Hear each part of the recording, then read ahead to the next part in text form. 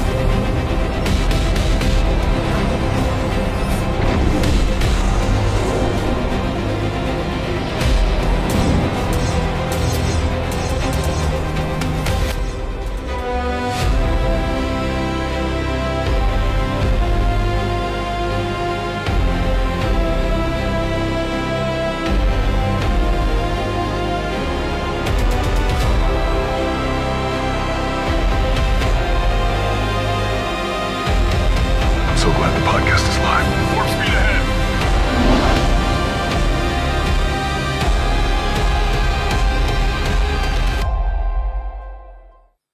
Welcome, everybody, to STFC Briefings. As always, we have the world's longest intro to get you going. I'm about to press the button that usually fails. It didn't, which is fantastic news. This is awesome. This is awesome. Thank you so much for playing that out. Great start to this. Lurking and scrapping with John Deere.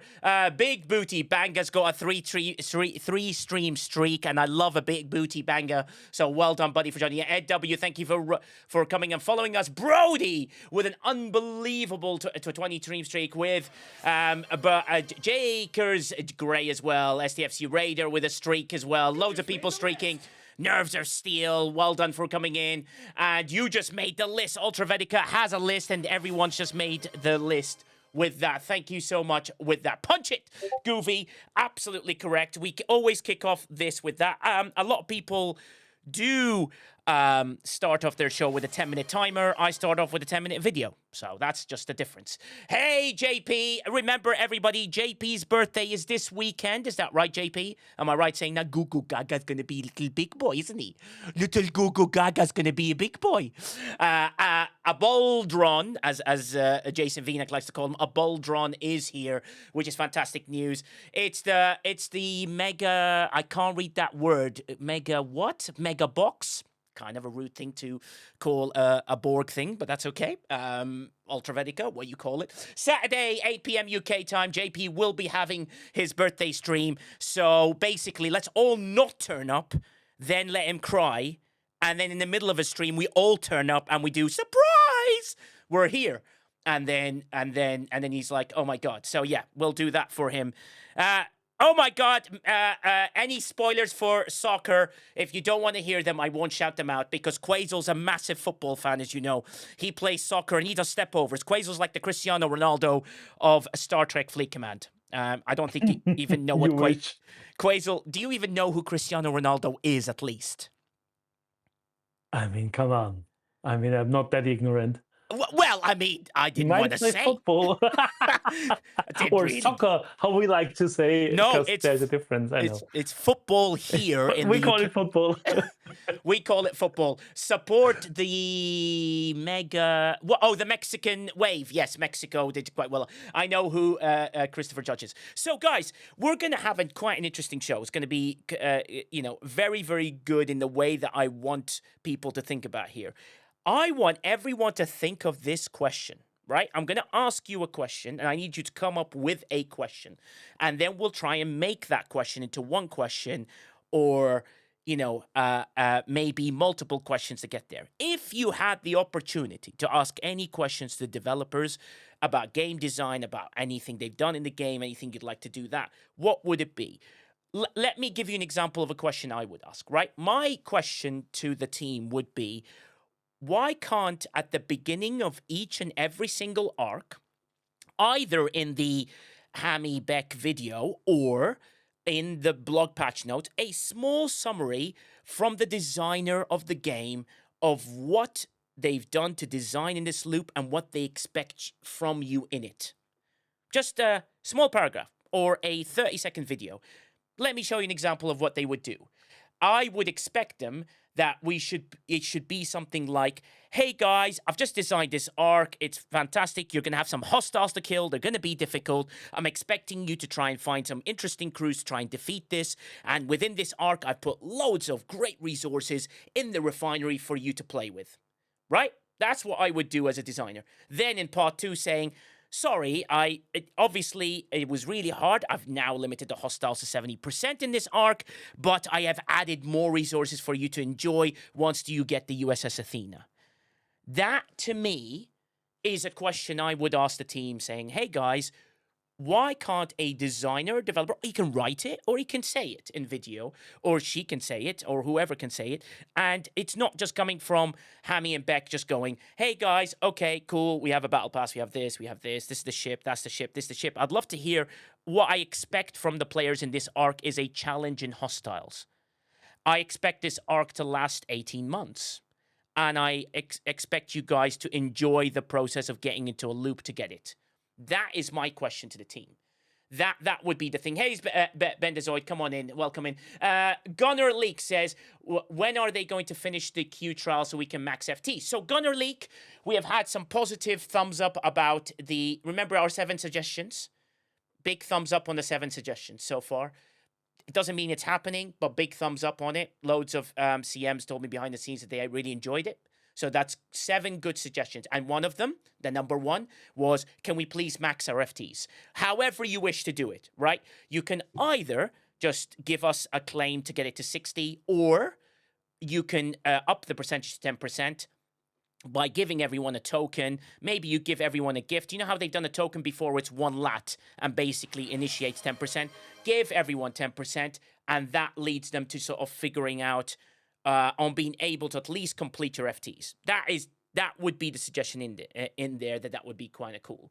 That would be the suggestion that I'm kind of going with that one as well. RSDJ, question for the Scopely team. When are you going to start open all holodeck missions? I will die on this hill. RSDJ, that is something that we have raised, just to let you know. And we didn't get a no. So, yeah, it's been raised. I'll let you know any further as if anything else comes through. The CM's raised it, really. It's nothing to do with me. They've done a fantastic job of raising it, which is absolutely superb. Smelly Beardy, thanks for the three stream streak. Retro Fury, I want to know why out of everyone that has the cube, some people can get a second one in the event store and the others can't. I also would like to know if they could make it all the same so everyone can have a second cube. Like, what they've done today was interesting. Has anyone noticed if you have 1 Athena, today they released a pack for Athena number 2. So now the playing field is even. So they obviously listened. They thought, okay, some people got it through shenanigans or find a way to do it. Now, officially, you can buy a second one. Quazel, thoughts on that?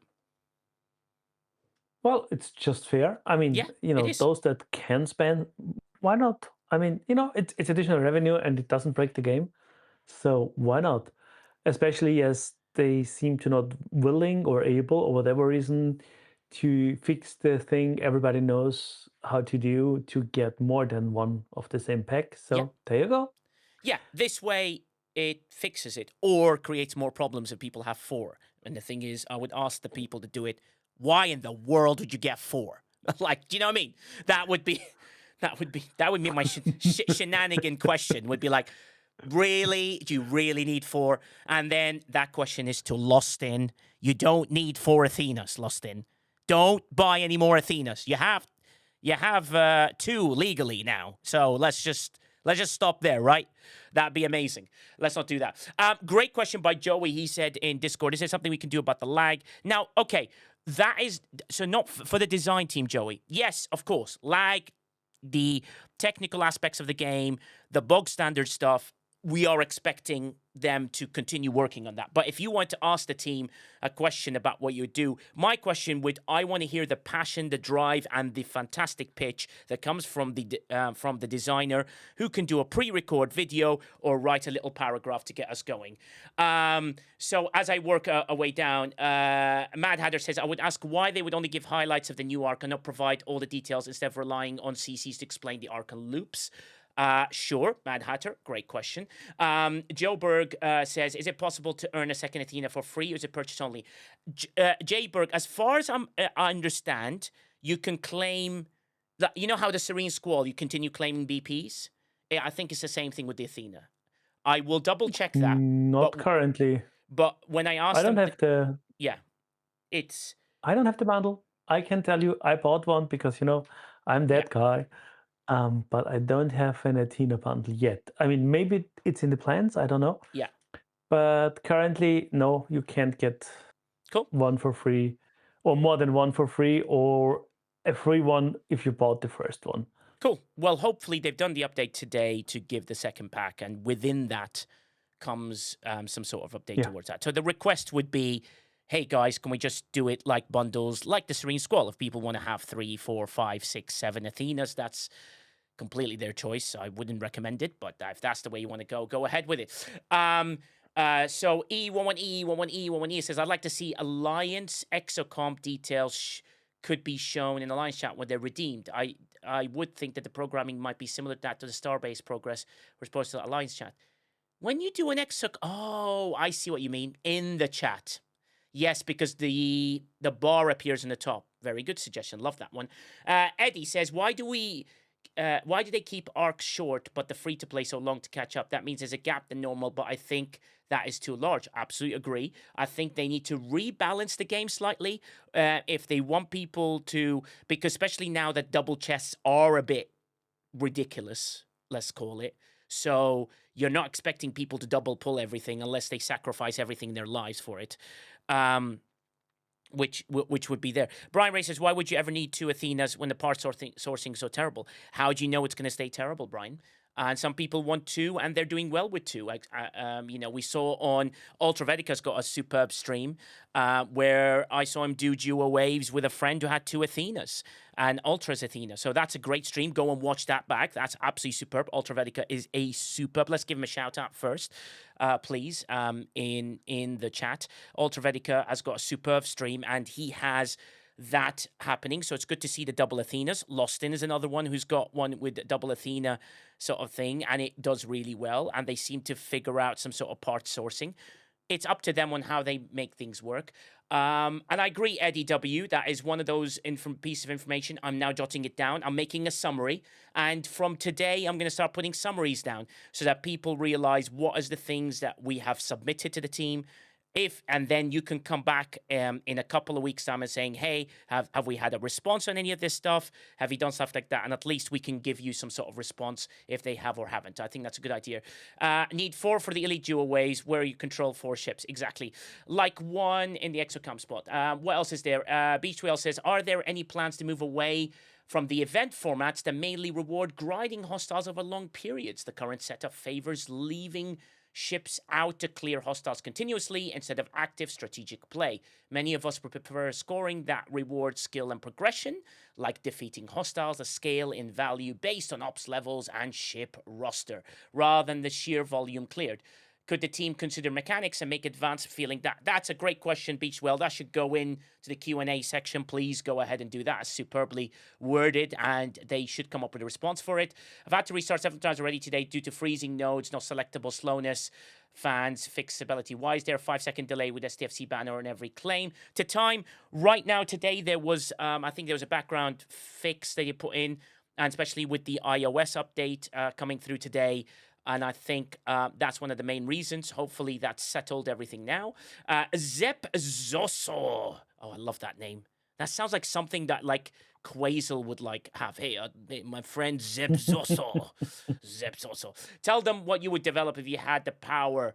Hey, you want to do what they want. So yeah, this is why I think we should have people within the sort of like design team to come out and just either do a 30-second video or a summary of what they expect people to do in, you know, from the arc they've released. How fun would it be if they even write, hey guys, this is my take on it. I want you, there's going to be a tough hostile grind. The loop is worth it once you get there. I expect you guys to be crewjitsuing your way through these crews, killing these hostiles, and then the refinery's there for you to enjoy.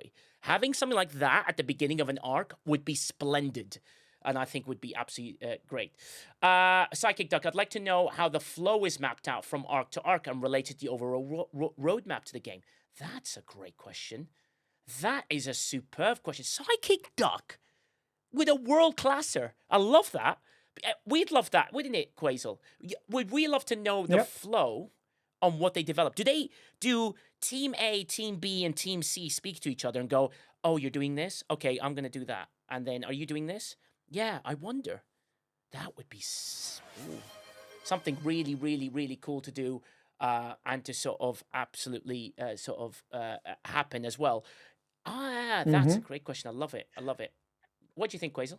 Or like, what are your plans for sourcing paid only content? Like, there is so much in game which has been paid only and then Yeah. kind of forgotten about because, reasons. It's the stuff I'm really interested in, or like more a little bit of background things, so we maybe might understand stuff better. That's questions we started to ask on playtest as well. Okay, Hmm. what is your expectation? How quickly should player be able to finish that, like on a normal progression without spend? Because spend is always a different type of play. Yeah. Yeah, that's true. Like, even, here's a question, all the old hailing frequencies, all the old projectiles, all the old little bits and bobs, it'd be nice to just allow us to get them. Do you know what I mean? Because Hmm. that is something we'd all get excited, going, oh my God, I'll get that Christmas tree little firing pattern, but no one's going to spend $100 on it. One question was asked to me, which I thought was a great question today. The new refit for the Athena, for example, Quasel, the one that turns it to Hmm. finale roll, right? And I'm going to ask Yep. the rest of the panel as well. Someone said to me, why is that $99 or $100 for something that gives you 20 impulse speeds, which you can get from just putting an FT on? What would be your answer to that? Good questions.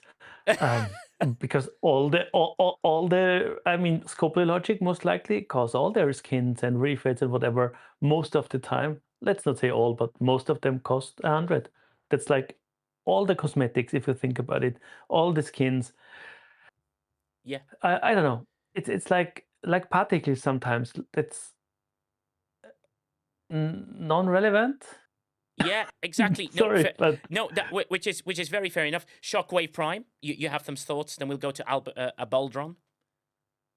Yeah, I think that with this, it kind of I raised a point a couple weeks ago about Yeah.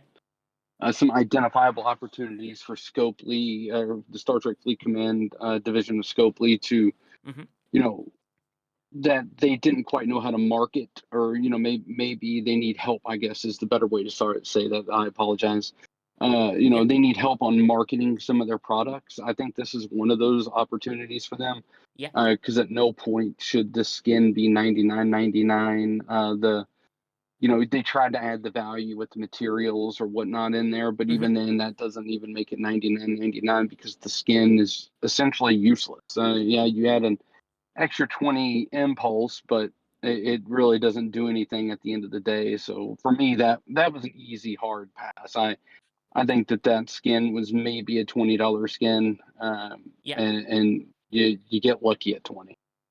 Yeah. And that's the key. Albatron, what do you think, buddy? I have, I'll be honest, I have been a little bit in and out, haven't been fully No. engaged here. Yeah. I've been very critical of what I am looking at when it comes to things like that, Yeah. and just trying to get what I need right now. I'm actually on a budget, so Yes. yeah, when there's something I see of value, okay, I'll engage with it. But yeah, there's a lot of things that yeah, I just have to evaluate. It's like, is this something that is going to be of value for me long term in the game, or is it something that is Yeah. something that's just a convenience that is just going to make it happen fast. Yeah, exactly. But for 20 impulse speed, basically, that's what the skin gives you. Abs gives you 20 impulse speed. I mean, it looks beautiful, of course, but for 20 impulse speed, $100. Yes, they threw materials in, but you need to throw quite a bit of materials at it for it to be worthwhile. You'd be like, oh, cool. Well, I get loads of materials and a free skin. Is the way I'd look at it, that way around. Mm. Do you know what I mean, Abs? Yeah, Then if the skin looks really good, I've bought a skin before because I really liked the way it looked. Yeah. I mean, that was before a little bit more of a budget crunch. Yeah. And but I mean, if I like the skin, yeah, I maybe will get it. And the impulse speed, I've had competitions with people of how high I can get my impulse speed on things. So right? Yeah, So exactly. there's that too. It's all where you're at, right? Yeah, Mhm. no, absolutely right. and, But and the question Scopely might ask is, yeah. if they sell it at $20, will 5 times more player purchase it or not? Because in the Yeah, end, great question. that's a thing they want to make money on. And if they don't expect people to buy it, whether it's 20 or 15 or whatever price point they choose, and say, just, well, we have our customer base that buys it at 100 because they like the skin or they buy everything. Why sell it cheaper? Yeah, and Right. this brings a point for me, Abs, as well, that I think is very critical. Why not bring a $24.99, a $49.99, and $99.99 pack so that people during an arc can make a decision of saying, okay, it's the last quarter, Mhm. $25. Okay, I'll just get the last bits of the BP. Of the BP, the blueprints for the ship, or hey, I'm halfway through. I'm not enjoying dual waves the way they are. I need a little bit of help here. I've got half the BPs. Let me at least jump on and get the last half, and then I'll get close enough, and then within a few days I'll be able to claim it.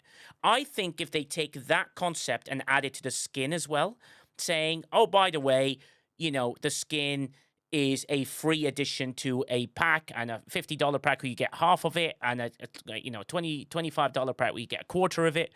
And it allows people an opportunity to make a decision on spending and seeing where they want to get to. That's the thing that I think is very important for people to see, because I'm looking at the specials now in the store.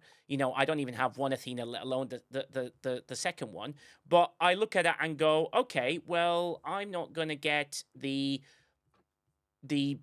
projectile, because the torpedo, because it only gives me, what does it give me? 50% loot gain for the Venari Royal, for example, which is not something that's really great. So it's those sort of aspects. Let me see if I can put this on the screen as well. Which would be While you're doing that, you can I know, chime in? yes, please jump in, KJ. Sorry, Quazel. So Quazel and Abs hit the nail on the head, right? Yeah. So Abs mentioned he's bought things for just the cosmetic look. How many times have people said on this stage that if they came out with a DS9 skin for your starbase, they'd buy it no matter the cost? Yeah. A Federation Outpost skin, they'd buy it no matter the cost. And Quazel, you hit the nail on the head as well, along with they have the people that are going to buy it for $100. So their business model is they put it out for $100. The people that are going to buy it are going to buy it. Because let's be real, there's people that buy everything no matter what it does, no matter what it costs. They buy it. And then 2 months down the line, they're going to reduce it to $50. And then they're going to reduce it to $20. And then they're going to make it free to play. We've seen this all before. Yeah. And No. Nigel, Yeah. we want them to give the half packs for the ships. Yes. But as soon as they started doing that consistently, the first day ship sales tanked. And people Well- were like, oh, in 30 days, I can get it for half the price. Well, I can tell you. So that's what they're going to do. Yeah, no, absolutely right. You're absolutely right when I say it. What I'm trying to get them to, encourage them to do, so as I transition on screen to this, is that look at these things that we have here, right? So we have the cube, we'll talk about this today, which is the personal unit for the Vengeance. And then you get this projectile. So I could click on this projectile. I go, cool. This projectile's kind of cute. It'll go with my KJ puppy that I bought that you can get for banditsprintden.com. You see what I did there, KJ? I threw the name in there. That was quite nice. And then I'm like, oh. So I gain 50% of loot. Okay. And you're like, oh, that's a... Yeah, but I'm happy that's not a real even bigger impact, because Yeah. in the end it's a fine balance between giving the spenders then all of it Yeah. and giving them something. Like, it's always better, and I kind of got the comment like that from a dev, like, to not overpower primes. So it's like, yeah, you can get a little bit additional if you want to spend on it, and there are people that want to, Yeah. but it still keeps the game maybe not totally out of whack if people get that prime. Yeah, true. There's loads of different things. I mean, they just put it in there. I just think if they, even with the Interceptor packs or the Explorer packs, they had that like $20, $25, $50, people would just suddenly go, I only need a little bit. Do you know what I mean? And I've only got 25. And what you do is you convert people then. That's what ends up happening. And that'll be something that they need to sort of look at. That would be a question I would go, hey guys, there's a great way for you to do way more if you just approach it that way. And that is a truthful. Papa Yuki wants the question of lowering the level where people can get hit. Cool. Well, that's a good question. But with this, it's a choice for them to do so, right, Quasel? So if people want to get involved and get into those things, the thing I was looking at, it's like Quasel, someone like me who's a rare purchaser, right? If the game works. Which probably the store is like, oh my God, you haven't logged into it forever. We haven't downloaded all the things. A rare purchaser. I look at this, right? And I go, is this going to give me gain, right? This, vengeance, sort of CT or FT? What is it, Quasel? It's CT. CT. Chaos Right, okay. Tech. Yeah. Increases, sort of damage up to 3,500%. That's if I can max it. And what material does it use? I don't know. Yeah, Papa Yuki, you're right. There should be packs, lower packs a long time ago. And what else does it give me? It gives me isolated damage against non-armada hostiles and against FKR ships on the Vengeance. Unlock at 1%, kind of stingy. Quasel, a little bit stingy. Unlock at 1%. I'm like, give me at least 10. Do you know what I mean? Like something. And then increase the Apex barrier against Armada hostiles. I mean, there's so much Apex barrier without Tal being assigned. So tier 2 plus is at 40. So don't even get anything at tier 1.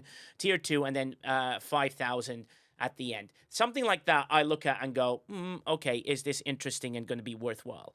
But while you guys think of that specific question, which I'll come back to everybody towards the end of questions we have there, we have a very, very, very good question from Beast12, which I've seen. Looking at both the core gameplay and events, what does the long-term content roadmap look for genuinely new systems, features, rather than iterations on existing ones like armadas and weight defenses? Recent events have tended to reuse familiar structures, which can feel repetitive over time. Are there plans to use fresh experiences, event formats built around new mechanics every few months, giving the community something new to get excited about and fresh challenge each time? Absolutely agree. I think people have realized that when they're creating content, there is what? There is an armada, there's a hostile, there's a wave, there is a... What else is there? There's mining. Yeah, but hey, in the beginning you had only hostiles. I mean, Yeah. No, it's good. What the question really tends very beautifully towards is, absolutely. are you stuck within a structure that you can't design anything further around than what you've got as a structure? Or as a designer, I'd love to ask a designer, if you had the time, what would you develop that you would bring into the game that would make it exciting? So remember when we had the roadmap video, what did we hear from Connor? We had dreadnoughts and planetary things and all that sort of stuff, right? And I was like, cool, okay. Well, that sounds good. I mean, is that something they're developing now, or is it something they're developing later? That'd be something to sort of look at. Oh my God, what's happened? We have a raid. Oh, do you see that raid thing? Oh, that works quite well. Welcome in, Raiders. Amanda! You didn't do it, did you? How dare you, Amanda, with 217 viewers. Welcome in. Everyone's following. Ooh. Jesus Christ. Welcome in, everybody. Come on in, come on in, come on in. Amanda, thank you so much for doing so. By the way, Amanda got her visa to come to the UK. She's going to be coming over here. Welcome in, Raiders. Welcome in. We've just smashed our follower goal in style. Amanda with 217 people. Come on in and welcome to this discussion. Yeah, Lane Mathan, welcome in. Amanda, woo! You know, it's absolutely amazing. One Beard, welcome in. Jesus Christ. Luke Harris, welcome in. I'm not going to fail like Amanda. I'm going to go through them all. Ben Masculine, welcome in. Suck my buck. Interesting name. Okay, never mind. That's your choice, sir. Sut my buck. Interesting. Homicide is in the house. A great TNA wrestler. Amanda, it's the final countdown. 11 Ask, welcome in. Hyper Steady, welcome in. Thank you for following, people. Come on in. Do you know what? While you guys are here, I'm going to do you guys a favor. Number one, we do have a fantastic person that's on the stage that is called KJ. He owns a absolutely superb store called banditsprint10.com. I'm going to buy a $20 gift card today, and I will hand it to one of you people right now. Let's, while we're talking, I'll start a marbles race. We'll do it one giveaway for everybody in Amanda's team. Come on in, people. Stay here. We're going to run a marbles race any minute now. It just needs me to press multiple buttons, and I will try and distract you in doing so, and then we'll get back to our geeky talk after that while we have our almost 300 people here in that chat. Amanda, I love you for doing this. I really appreciate you for doing so. Come on in. And Amanda, you will be commentating on the marbles race. That's a promise. I ate that strutstroming, by the way. By the way, people, if you ever want to, like, decide whether you made valuable choices in life, try and eat strutstroming, which is the worst thing I've ever had in my life. It's the smell, Amanda. It's like, I can't believe you did. Well, I did it, Amanda, because I said that I'm a man of my word. You did what? Yeah, Lith EU. You're not going to believe this. I ate strutstrumming with an oat cortado on the side. Yeah, Anonymous, it was the most disgusting thing I've ever had. I just went, Novak did it, so I can, if Nowak can do it, I can. Screw you, Nowak, and your bravery. And then I was like, okay, I'll do that, which will be amazing. So while you guys are here, so we have in our site at stfcbriefings.com, which is my site, we have loads of Star Trek merchandise, which might be boring for some of you people. However, KJ, with your authority, if I can do that, and I'll give you the $20 straight away. Can we give away one of your, because your store is lovely. KJ, let's put a link to KJ's store as well in the chat and show him. KJ, this is your chance to show people this beautiful cute. And by the way, we need to get Amanda a rival to UK present, which is just a beautiful, beautiful dog from there. Sorry, guys, a little bit of interruption to what we usually do, but it's a rarity that we get people that are non-Star Trek people in here to try and get them excited about this. So we're going to go to our super big screen and get ourselves going with a marble site. This is what we do to do our giveaways, people. So I hope, people, you are ready here to see what we're going to do. Amanda shocked the world. I just, I never expect. It's always kindness when people do things like that. So as I switch myself across to this for a marbles rate, here we go. We have a fantastic race we love. All right, that's sick. So we're going to give away banditsprint10.com. There it is. So if you click on banditsprint10, that's pinned in the chat. This is one of our, let's call them affiliates, sponsors, which is absolutely amazing. And we're going to give away exclamation point play in the chat to win a $20 gift card to banditsprint10.com and a chance to choose one of those cutie little puppies that everyone wants. Exclamation point play. Now, the only rule is you've got to be following us in the chat to win. And then Amanda will be co-commentating one of these races. Amanda, I've now put you in the lurch. You're going to do it. A66, Exatron, come on in. Chance to win a $20 banditsprint10.com. KJ, you got to love me for this. I'm promoting you, sir. And it's absolutely great. KJ, anything you'd like to say to our viewers? I love printing dogs and stuff for Star Trek fans. Everything has gone out. We're currently up to date. And they're so cute. The Frenchies are my favorite, followed by the Border Collies. Marvelous, marvelous. The Frenchies are afraid of Border Collies. Exclamation point play. Let's go, let's go, let's go. Come on in, people. Don't live out. I love playing KJ loses everyone. If KJ wins the race, He gets to choose anything from Star Trek. No, I'm not going to play today. Yeah, KJ's playing because if he doesn't play, I'll beat him with a stick. Will be coming in. So exclamation point play. Mufasa, who basically dies every time. Amanda, you gotta be in here. Exclamation point play. If I don't see you in here, I will be disappointed. Come on in. Stony dude is making himself in here as well. Come on in. Exclamation point play. Don't miss out. Don't miss out. Don't miss out. Now remember, 50 bits or more causes 2 people to have shenanigans. 100 bits gives you 10 situations to happen to people within this game. And KJ has Maddie in. Here we go. Come on in, people. Exclamation point play. Let's go, let's go, let's go. Don't miss out on $20 from banditsprintden.com. And that $20 can get you a dog, a key ring, and some shipping, and maybe even a cute little card. You could be like, Amanda, well done on getting your visa. You are so nice. Come to UK. I don't know why I use that. I do handwrite notes for every single order. What? You never handwrote a note to me. I handwrite notes for every order, and I always include a free little gift. Oh, look at that. That's really cute. Leave my marble alone. Lady Batu, come on in, people. Exclamation point play. Let's go, let's go, let's go. Don't miss out on a chance to win this. I'm about to press start, and a 10-second timer will begin. Noak, I need you to commentate this with me because we got to do it in style. Because, ladies and gentlemen, from the 287 in the chat, and potentially the 16 that will be watching it later, are you ready? Let's get ready to marble! Noah, come on in. You are anonymous. Remember, everything you donate today goes to charity. This charity for this month is to write Love on Our Arms. They help people with mental health and suicide thoughts, and they help a lot of teenagers as well. So everything goes to charity, whatever bits you do. All right, I'm about to press start. One more person needs to join because I need to add 100. Come on, one more person. Exclamation point play. You just got to follow me in the chat. I know you have to follow me, but why would you want to follow me? Because I can do voices like this. And it's going to get exciting as you follow. Sandra's made it in.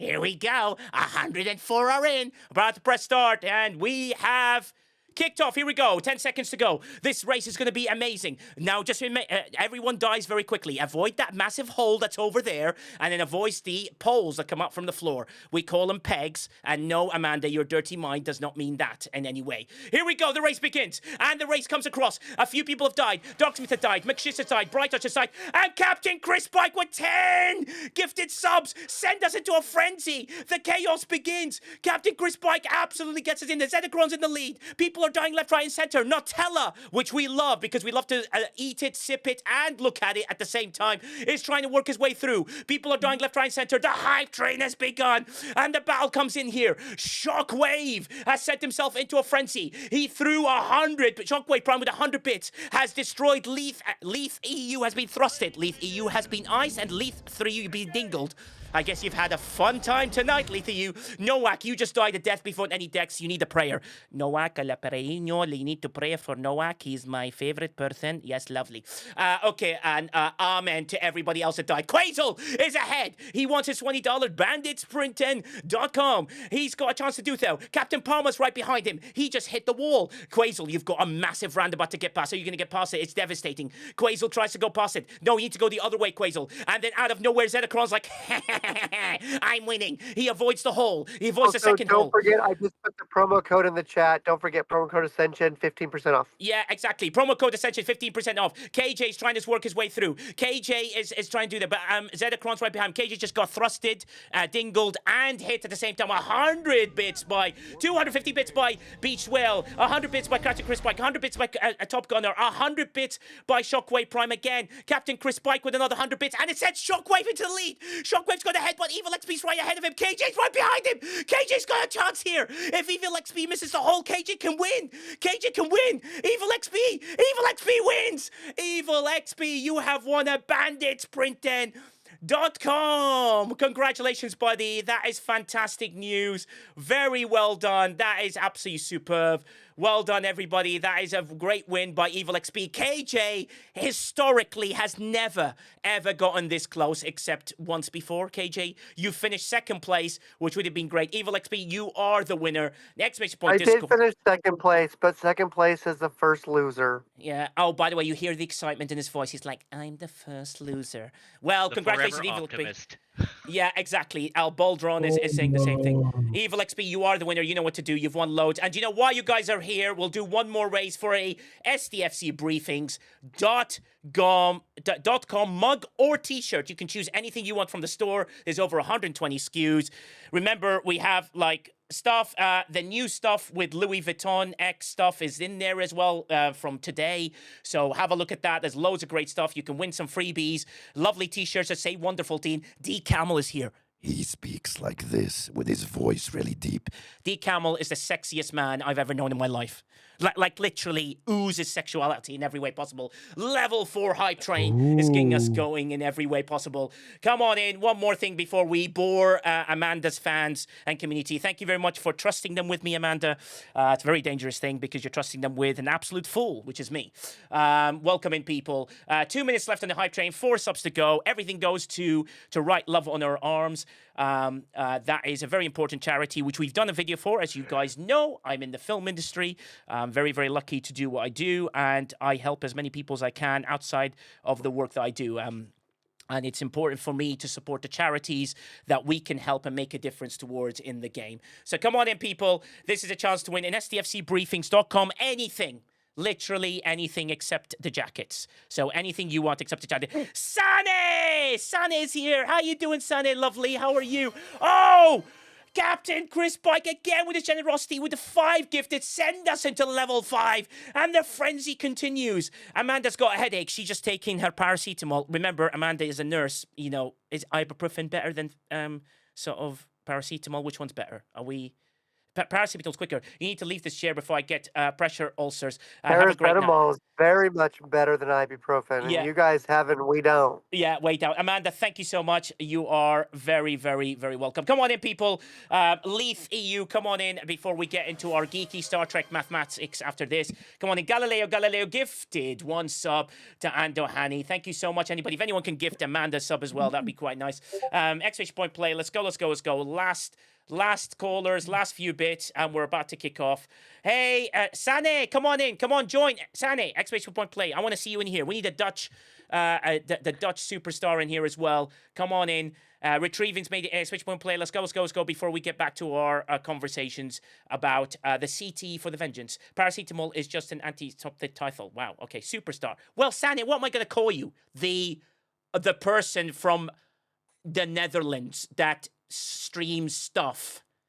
I mean, at least I said superstar. That sounds a lot better. Okay, exclamation point play. I'm about to press start. Here we go. Anything except the jacket from STFCbriefings.com. Wow, what an amazing set of viewers. For Amanda, thank you so much. Hope you're resting well, and good luck with that. Sandra's made it in. You are too kind, Sana. Here we go. The race begins. A chance to win. And STFCbriefings.com, anything except the jacket. The race begins. Matt Flat just died. MJ Hatch just died. Indominus Prime just died. Brody just died. Susie Q222 just died. Jules Verne from South Townside Football Club just died. A death beyond the death. Quazel's got in there. Murphy's got in there. TCB Hawks has got in there. The battle continues. We have just smashed our follower goal for this time, which is fantastic news. Welcome in all the people. Contel just chased for 250 bits. He has sent a frenzy. $50 tech. Beachwell just got dingled. Jaker just got dingled. I got no gravity, which made me feel light for once. Thanks for making me feel light. Hugh Dog Be Lurking just died. Anton Acedos just died. Captain Chris Pike again with 100 bits and 2 pushed this through.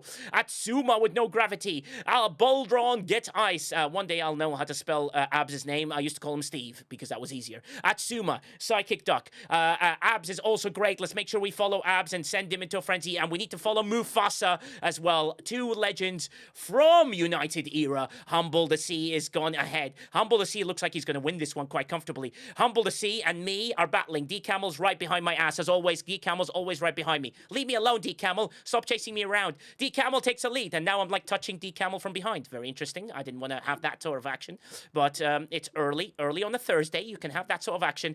Humble Sea gets himself in there. The battle continues. Humble Sea is still in the lead. Demoni just died. Princess Pronounce just died. Serby Spot just died. I'm now K. Okay, you are K or not okay? Or are you K? Ridiculous just died. However, Humble the Sea is about to win. Look at that victory by Humble Sea. Congratulations, Humble Sea. You are the winner. STFCbriefings.com t-shirt or a mug or a mouse mat or What else we do? We have rock, marbles, everything like that. Oh, I died. Lulu, I love you. Lulu, I can't believe you died. I know. You died. You're like, shit. We do giveaways at the end of the stream. However, you have to listen to a lot of maths. So if you want to lurk, that'd be amazing. Lurk till the end, and we'll do 5 giveaways of loads of stuff, t-shirts. So exclamation point merch in the chat, somebody. If any of you new people want to go into the website, please do. I died. Well, RIP. Yeah, exactly. Merch. There you go. You can look at the collections of the stuff that we have in the store. All of this is giveaways for people. So thank you very much. Thanks, guys, for coming in. Welcome in. 50 seconds left on the hype train with level 5, 4 subs to go. While we do that, I appreciate you guys for coming in. Thanks for Amanda to trust us with her community. It's absolutely amazing. 40 seconds to go on the hype train with 5 subs to go to get us 4 subs to get us the next level. Come on in, people. Beachwell, thank you for cheering. Wow, 500 cheered by Beachwell. Beach 3 subs away. We're inches away from doing it. We got 25 seconds to go. Absolutely amazing. Congratulations on that win. And obviously, never always needed, never warranted, and it's always nice to give away to charity what we'd like to do. Thanks for all the new followers as well. Welcome into the chaos. Oh, Captain Chris Pike sends us at the next level, and he keeps us going. Thanks for the person that followed and then unfollowed, by the way. That was kind of fun. Keeps me on the edge of my seat. Always, whoever did that. So welcome in. Thank you very much for doing so. Here we go. All right. We will go back to what we're trying to do. I will be sending us to some mathematics about the CT as we do there. Welcome in. Thanks very much for the gifted subscription, Captain Chris Pike. Thanks for keeping us going, and thank you, everybody. And that's a nice thing, and we kept things quite interesting. Let's transfer to Quasel. We have a Quasel's Corner. I'm going to try and turn on the voice as well in Discord so you guys can hear. Quasel's Corner. By the way, guys, it's green, and no one understands why.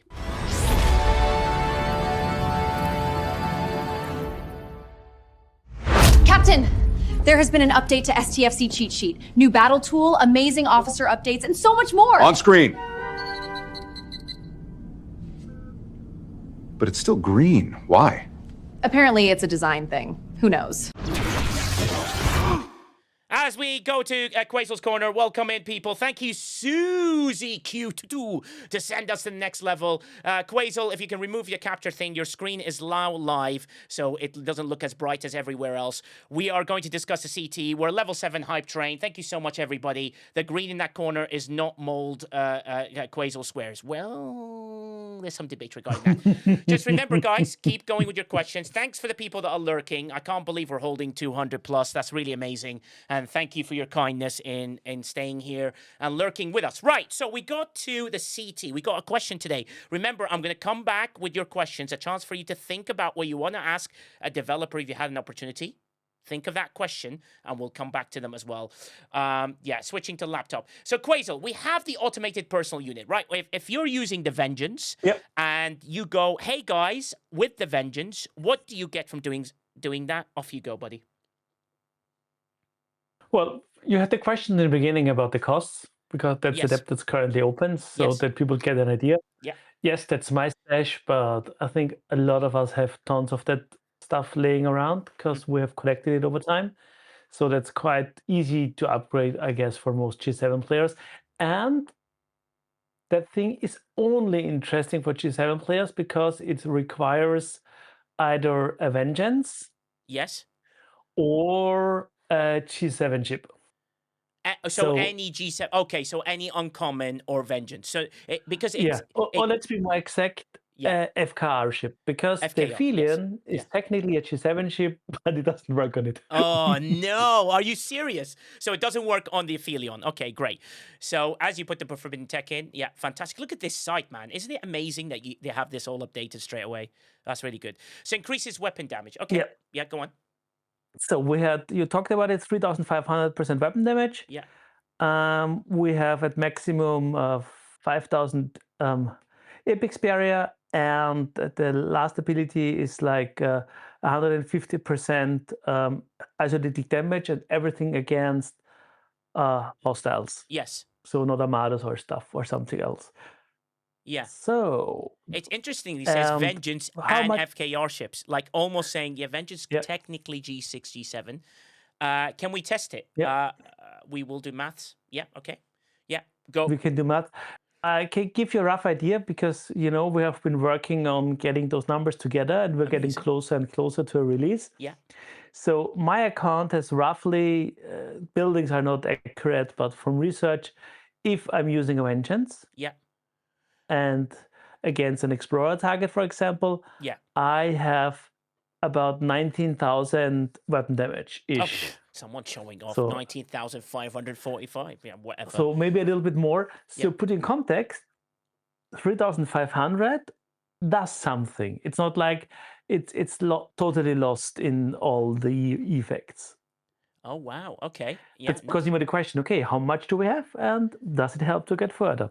Thanks, Lady Patu, with the 5 And if you gifted, look- keeping us going. Sorry, Quasel, I'll interrupt you every so often. 4 subs to go, 1 minute, 20 seconds on the hype train. Thank you so much, Lady Patu. That's very kind. Yes, keep going, Quasel. Yeah, that's hype train is important for charity, Yes. because all the donations go towards that. Yes. So feel free to interrupt me at any time. Yeah. And then the question becomes, okay, what's the rest? Is there Epic Xperia? Epic Xperia G7 players have from search research. So Yeah. my account roughly has currently, depending on what's active, around 4K Epic Xperia. Yes. So again, yes, it helps, Mhm. but it gets diluted over time. And for isolytic damage, if you look at your ships in game, you have a few hundred, depending on situations and buildings and whatever Yeah, stuff you have done. Yeah. So 30 seconds left. it's 4 a subs. well Yeah, keep going. Yeah, 30 seconds left. 4 Go, subs, go, go, ladies go, and go. gentlemen. 25 seconds. It's obviously not warranted, but I will obviously fill the gaps. Keep going, people. And that would be amazing. We're only got 20 seconds left and only 4 subs to go. Thanks for keeping that hype train going. So Panda Pirate has got a very important question as there are 10 seconds to go and the hype train leaves us. So Panda Pirate is trying to make a decision about purchasing it, Quasel. So he goes, at a maximum, would the CT allow a max vengeance to kill FKR 75 hostiles? And can we test it? Thanks everyone for the hype train. And then will the 180% ISO damage from the Athena research tree plus the 150% ISO damage from the new CT make the max vengeance viable for FKR 75 hostiles? That's a good question as well to sort of ask. There you go, Quasel. Go ahead. Maybe. I don't have a max vengeance, so that's a question for people that have already that chip and Yes. can test it. I mean, I can don't we know how test it close in are you here? to killing it. Does the simulation work-ish? No, that's pseudo's pipe train, Yes. but that will take at least a few more. I'd like to say months, most likely, because we need to get all the data together, and then. But we're getting there. Buildings and all the research will be soon fully in there, and then there's a question: how good can we get hostile data? Yeah. Because that data, and that's a question for Scopely. Can you share it with us in a more easy way? Yeah. Because currently you need to get to collect all the stuff and put the ships together, and we don't have a resource where it's easily digestible. Yeah. So it's a lot of work if you want to make a simulation out of it. Yeah. Nice. So yeah, I mean, you can expect, I don't know, weapon damage wise, we have seen for me about 10% more. Yeah. Isolytic damage, same factor ish. Because if you look at a ship in game, what do we have? About 600 to 700 At least. baseline on a ship, Yeah. Yeah. plus a little bit conditional stuff. And that's like then 10% ish plus. So you have 10% more damage overall, I'd say. And a little bit more survivability. So Yeah. that's not nothing. No, it's not nothing, but that's also noticeable. Beastwell brought up a very good point. You need Grush to get there, Panda. So you're sort of losing all that. And Sudo, no, I completely understand the fix for the data and the simulation after.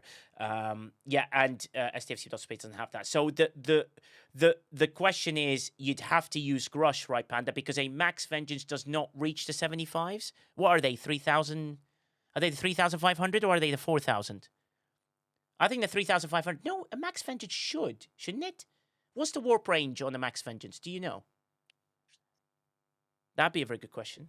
We have So a sheet for that, but I Yeah. don't. Mine isn't max, but I am at tier 14 with the warp core in, Yes. and it still only gets to the 74 without Grush. Grush would take it to 75. It won't go beyond that. But Okay. yeah, you do still need Grush. So 74 with the Unless slipstream? With the slipstream or without? Yeah, with the slipstream. Yeah, with the Oh, slipstream. really? Yeah. And with Kirk on the stand. So you need all that. You need Kirk, you need the slipstream, and then you need Grush. Yeah, so Humble C saying the same thing. He said Warp 3500 is for the level 75 system. Max Vengeance plus Quantum Substream plus Grush plus FC Kirk can get you there.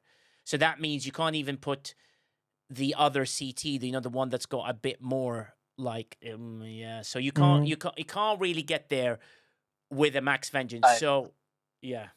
For the some of us that bear with me on this because Yeah. I realize not everybody has this. Yeah.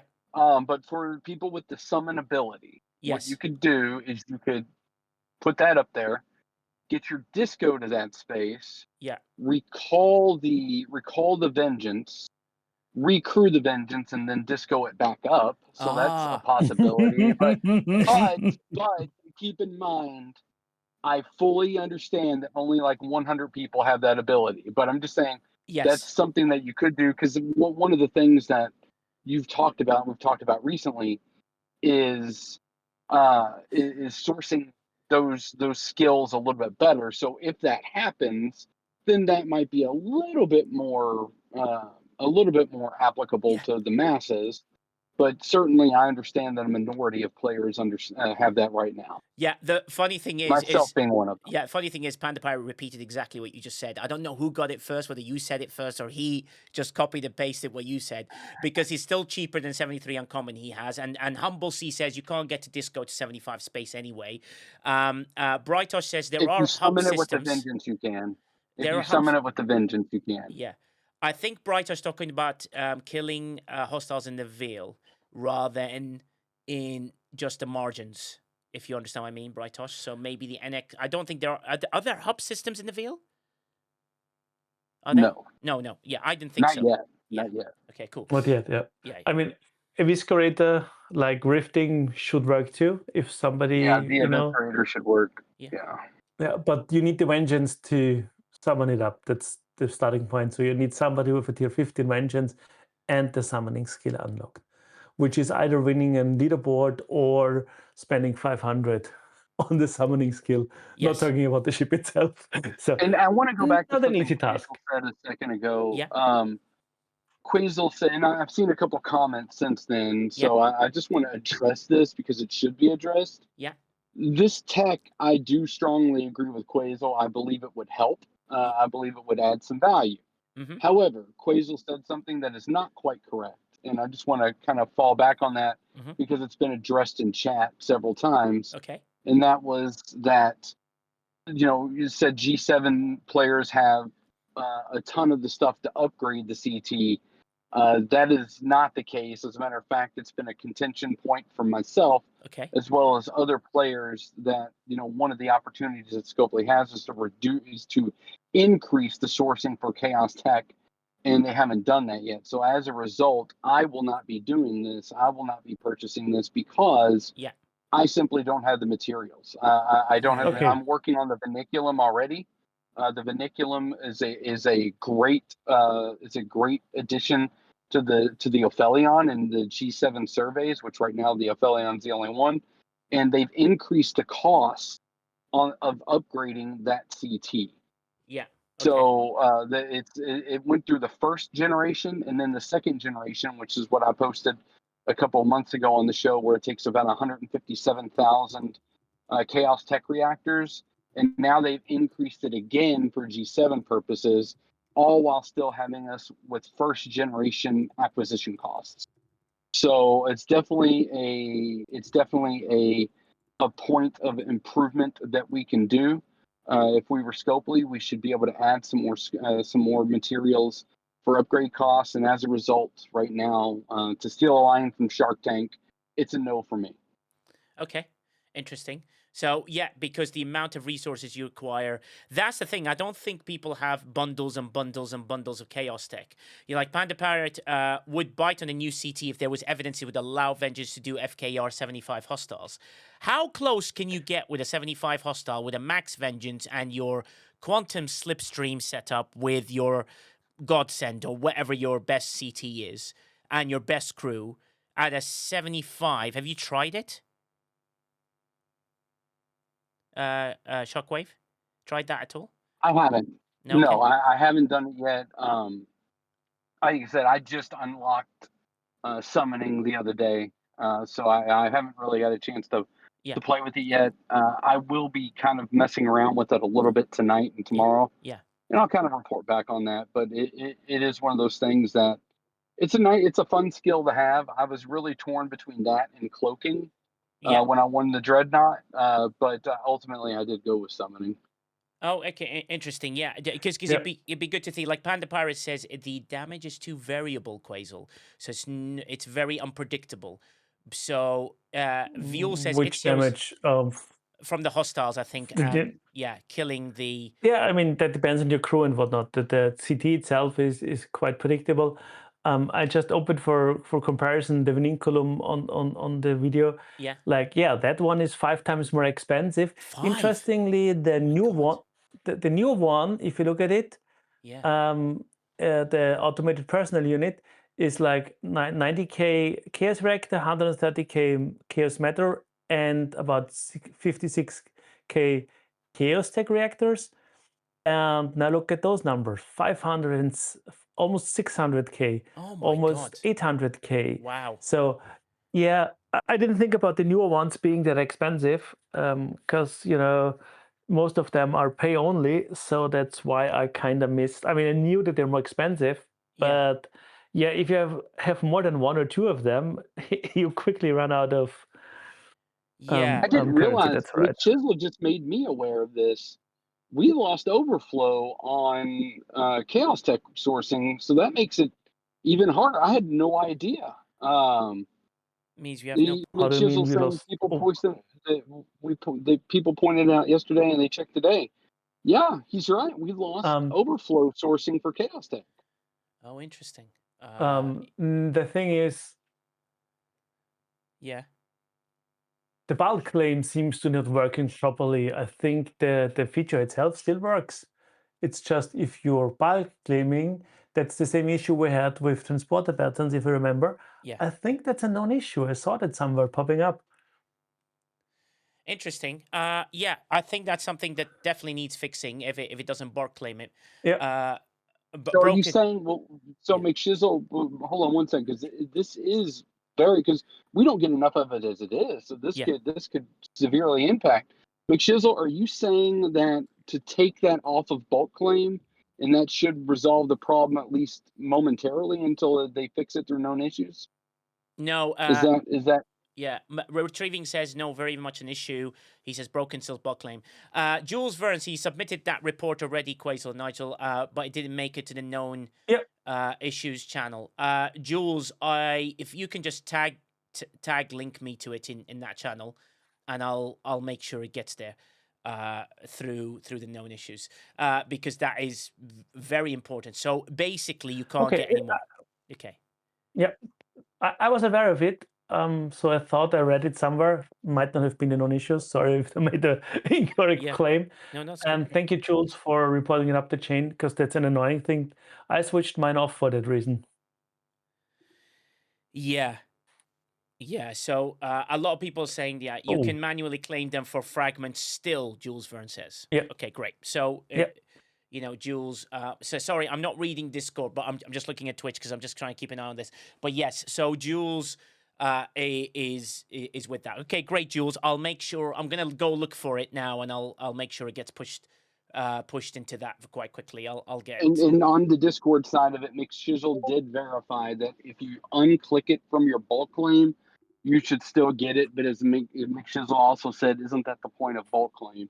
It looks like a temporary fix right now is if you have the overflow sourcing material in the Continuum Refinery selected for bulk claim, to unbulk it and then go back and select it manually. And I would also imagine you should do that through DTI so that you could source those materials, such as artifacts as well as the Chaos Tech fractions from DTI. So I would imagine both doing that in Continuum and DTI would help.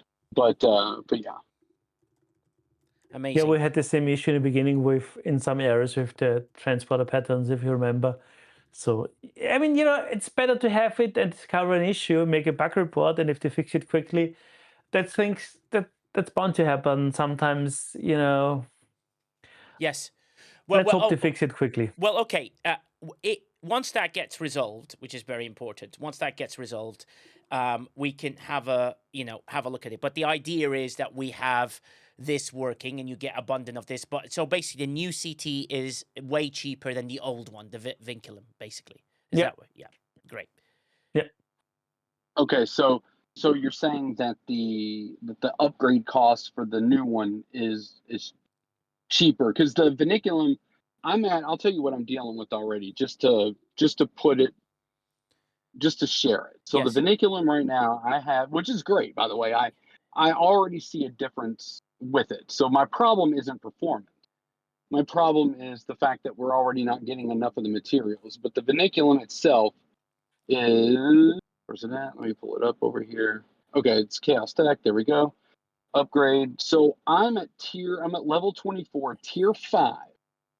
And it is already requiring 5,170 Chaos Tech reactors. Yeah. And we're supposed to get 1,930 a day. Well, so at 5 times, Quasel said it's 5 times more expensive than the original. The original was 157,000 Chaos Tech reactors, because that's the one that I'd worked out the math on. So times 5, you're looking at 785,000 Chaos Tech reactors to max the Vinculum at 1930 a day. It's on screen. Working. Okay. Yeah, it's just 406 the values are on screen. days. Yeah, the numbers are on screen at the moment. Days. Yeah. So, Okay. so we have the numbers on screen, and Mufasa showing off that there is more sourcing for the Academy Doctor for the mid-ops in the Ferengi shop RNG. Well, yeah, good luck to you, Mufasa. I can't even get it past God knows what number that there is. You are right, CJ Pecker. It sounds like they can't handle claims alternating between regular and overflow. It does work in the augment one only because it creates a secondary chest when you have an overflow of the planetary parts, for example. I noticed that today, and I was like, oh, I thought I put everything in my bulk claim, but that is one thing. But to realize, anyway, other than the fact that it costs less, Quasel, is it more pertinent and better than having the Vinculum? If you want to invest in it, the damage it would give and everything it would give, I don't think would get you to the 75 Panda Pirates, sadly. I think it would get you close, but not to a reliable state where I would go, yes, it definitely would work 100%. The offer to give like excess offer to merchant in the currency. Yeah, thanks you, Jules Verns, for answering questions in the Twitch chat. I can see you doing that and doing that by a lot. But it sounds like the 75s are not quite doable, Panda. You may have to suffer through it if you're saving everything for a 76, because some people want to skip the uncommon. However, Abs has got so much Chaos Tech, he could Chaos Tech the world. Even by then, 1.3 million and 432k. Abs, what have you been doing? Have you actually upgraded a single Chaos Tech in your life? Yeah, it's actually mostly upgraded. I don't get it. I have maybe 6 The thing or so. is, if you don't have the new epics, like look at my score, I have 1.6 million Chaos Tech tier catalysts and millions of Chaos Matter. It depends, because there's a difference between people that can buy those and those that don't buy them. So people like me that have few Chaos Techs are in a better spot because we don't have gotten the expensive ones yet. But also, That's it right there. Also to confirm to everybody, Jules Verne, just to show you a little bit what I can do. I'm not trying to show off. It's already on the known issues right now. So thank you, sir. It's made it in. So thank you, Jules Verne, for pointing that out. That's definitely in there. Yes, go ahead, Quasel. So that's maybe a different point of view. And how many maybe PvP CTs you have upgraded or purchased. Because there are a bunch of them. And it highly depends where you're at with the rest of them. Yeah, exactly. And that's really important because, you've got Jay Burger says biometric gel, transport, beaming, Vinculum, and Vinculum are greedy. ones to look out for. Moosey says, I guess the main aspect is the APU worth getting and using over the Godsend on the Vengeance. So between the Godsend or spending 100 whatever dollars, pounds, bucks, euros to get this, will you get that much? But also remember, you've got to upgrade it as well, Jayberg. So Moosey, you assuming you can upgrade it because you have excess parts. Because if you don't get it to max, it's not very potent till about, what does it look like? Quite a further tier, right, Quasel?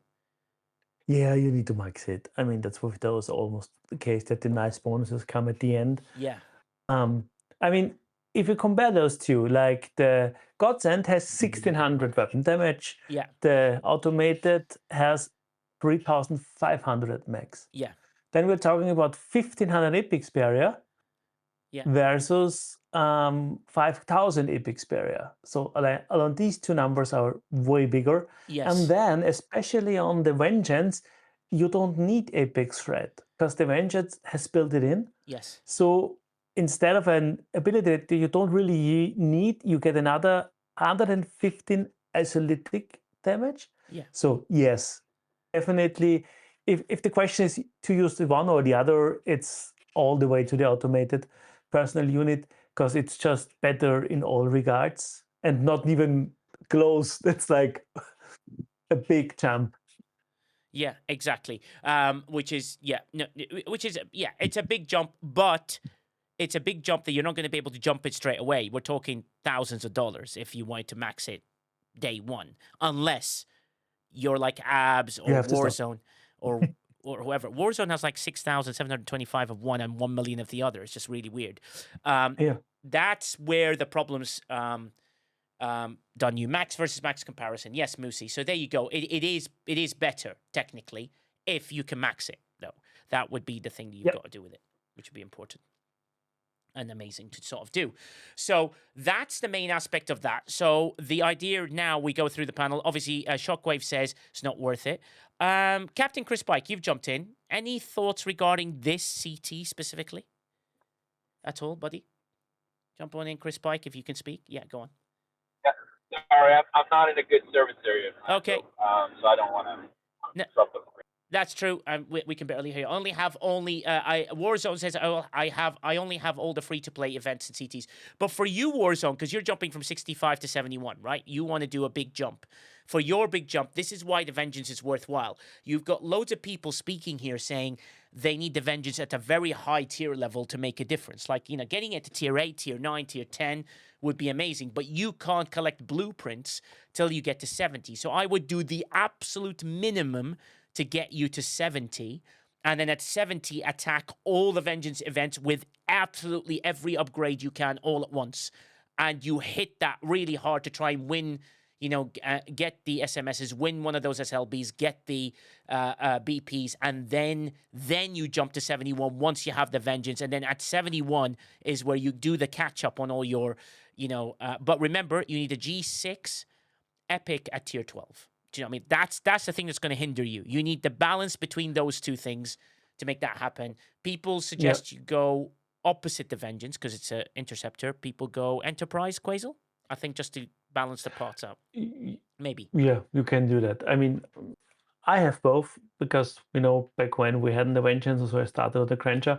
But these days, I'd go most like the Enterprise, And if you're in for a little bit of pain, you can go to 71 and enjoy the influx of materials that make a lot of stuff easier. Yes. But it might be painful in the beginning. So like dailies could be hard to undoable. Yeah. Mining is maybe a little bit of a pain. So if you're prepared for that, going up might be the quicker way. Because you maybe suffer a little bit of a setback, but especially if you have saved up on 7 and 30-day chests, so you can pull those. That's big numbers you're getting on materials and stuff. Yeah, that's great. Just keep that in mind. Well, Humble always comes up with good things. He says, I didn't think the new CT was usable, to be honest. I'd rather use the Quantum Slipstream or the Agony Booth in the places I would use the new tech. So it's a balancing act. So, and Warzone says, I'm still going to go to G7 this week. Okay, that's hopefully with all the advice and stuff, and you go to stfc.phd and do all your details and find the information that you need from that, because I think that's a really valuable way on sort of progressing up. Good luck to you, buddy. We are here to help you out. So if there is anything, you're very, very welcome inside the Discord. And the other thing that CJ Becker brings up is that the sourcing for the Rare Outpost Control Center. CJ, I actually asked that question 2 days ago. The answer I got was the challenge track is what it's designed for people to get the Rare Outpost core, but they anticipate further things arriving soon with further resourcing aspects with regards to that. Not in abundance, so don't expect it in quite a huge amount of stuff, but there'll be something that comes through. And that is really important. So Easy as Pi says, make sure your draws are upgraded. And if so, TH Scimitar can do 1071 hulls, so daily's not too bad. Thank you, Easy as Pi. That's make sure your crews are upgraded. So TH Scimitar can do 1071s depending on the hull. So daily is not too bad. That's not too bad. So you can to do it. I just don't know how the Veil hostiles will be like. Well, if you can beat the mission, it's like the mission hostiles all the time. So if you cheat to go up, you're gonna struggle. If you don't cheat to go up, that'll be something to sort of be aware of. Yeah, so the one is Nigel playstyle, have the strong ship before I go up, and the other one is like Quasel playstyle, or even Jason sometimes like don't give a fuck, go up and get more mats. Yeah. But both are valid. It depends on what makes fun for you. Yeah. CJ Becker, just so you're aware, I am going to go back to the questions. That question you just highlighted to me is already on my list of something to ask at the end. I'm just trying to keep the segments tight now, and then I'm going to go back to the stuff with regards to the question, because that's a very good question you put down. I will read it, and I have a half an answer to it, because I know you just would rather have an answer now. And it's let the higher ops get the same loot from battle passes as lower levels, plus the higher level stuff. Thinking of the G6 getting Dauntless parts. The Dauntless has been brought up, Quasel can confirm, Dauntless parts for G7, because, they gave the mid-ops Dauntless parts. That's already been brought up by the official CCs. I know this, about a few weeks back. We had a huge discussion about it when they told us what they're planning, and we was like, yeah, we need the two, please be kind to us. Everybody in G7 that knew about it was like, give it to me. Yeah, exactly. But one thing we've realized now, the CT sourcing of materials is a little bit behind. It almost needs a nice new little upgrade to get going, right? Because that is a very important thing to do. And if only somebody on the panel had been saying that for the last several months, who could that have been? It was nobody. I didn't hear anything, and I edited out.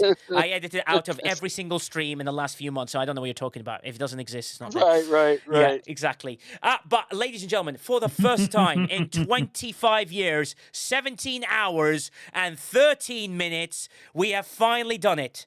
Sammy Stitch is on the stage. Sammy, I'm so excited for your first words. What are they? Well, I just wanted to comment on the fact of the person thinking about going to 71, which I just did recently. Yes. Okay. Yeah. From 69. Great. And the biggest thing that I did was I made sure that I had the blueprints and the mats to at least get my ship as close as I could to a tier 9, so I could complete the missions and beat the 71 hostiles. Right now I'm sitting at tier 8. You're talking about a G6 Epic, of course, not the Vengeance at tier 9. Yes, my Enterprise E. Yeah. Okay, great. Okay, amazing. Well, that's good. Warzone says I can still kill the FKR ships. You can test it in the margin. He's, Pseudo gives him some good advice. He says he can still do it, Sammy. I feel like he's either got the greatest account of all time, because I don't remember being able to kill any of these things, but, power creep, eh? These days, Quasels. Maybe we're getting a lot of power. I don't know. Power is worthless, but capabilities are interesting. Yes. From better officers, better ships, better tools. Yes. The power can be very misleading. Yeah. The Ascension hostiles have been beatable as a G6, Mixture says, but just showed up, wasn't class. What did I miss? Potts, we were just talking about if you had a question that you wanted to ask the developers, right? If you wanted something to ask them, what would be that question in a very constructive way that you can ask them? And think about that question. And the question I had for me was, I would love to ask them as a designer, would you come at the beginning of an arc and either write me a summary, a paragraph, or do a video that's 30 seconds to a minute saying, hey guys, I've designed this arc, and the design in this arc, you can expect hostiles, which are going to be difficult. I expect you to use different crews to try and defeat them. Good luck on doing so. I look forward to seeing that. And in this hostile loop, I've given you loads of sources to fantastic materials I think will excite you further on. Something like that. And then in the second part, that person would go, hey guys, I've limited the hostiles to 70%. I've seen the feedback from you guys, so thank you very much for doing so. In this one, I've added the USS Athena. And with that, when you do the dual waves, you can get a lot more stuff from it. That's what I've done with this development. And in this development, I expect you guys to go through an 18-month or 2-year cycle to try and complete this loop. I just think having something like this at the beginning, not from Hammy, not from Beck, but just from a designer that just gives our pitch. 6 sentences, really quick. So that's a question I would ask. But there's other various questions. CJ Pecker has come up with 2 world-class ones. Beach Whales come up with a couple of classies as well, which are fantastic. So just so you're aware. That's where we got to here. Now we're talking about the Vengeance CT, whether it's worth it, because it's now arriving in store. Also, you can now buy a second Vengeance if you bought the first one. However, free-to-play sourcing sounds like it stops at 1 at the moment. But the idea is, obviously, Quasel, our feedback would be, hey, guys, you need to open the drip to 400. If you got the first one from the leaderboard and the Vengeance is mine events, yes, you can get the second one from the outposts because there is a drip. If you have the currency... I'm talking about the Athena, sorry. I was talking about the Athena. Athena, okay, sorry. I thought I missed the switch. Yeah, correct. To be fair, you did say Vengeance, Nigel. Yeah, did I? Well, okay. Yeah. That is my dyslexia. Did. My dyslexia, because I'm looking at about 3 You're things fine. at once. It happens to the best. No, it's not only that, because I'm planning raid number 2, 3, 4, and 5 to come in at the same time to try and cause some havoc. So yeah. So Pot says G6 epic to tier 9. Is that the bare minimum, or can we do an up 71 at tier 8 or lower? Sammy, are you here? Sammy, you can't just pop in. Sammy I mean, Stitch. Shiz will tell you. Yeah. A max relativity can reliant. Sorry, can do non-relativity was right. Relativity. Yeah. Oh, no one. No. Can do 71s. I mean, not many, but it can be done. Yeah, absolutely aware. So Sammy, Potts has a good question. He says G6 epic to tier 9. Is that the bare minimum, or can we do up 71 at tier 8 or lower? What are your thoughts? You're the recent person to jump from 69 to 71. So right now mine is not at tier 9, it's at tier 8. And I was able to beat the 71s. I can go up right now into the Veil with my ship, and I can beat 1, and then there's no beating a second one. Yeah, okay. So I would say if you want to do it comfortably, get to tier 9. Tier 9. It's going to be a little bit more comfortable.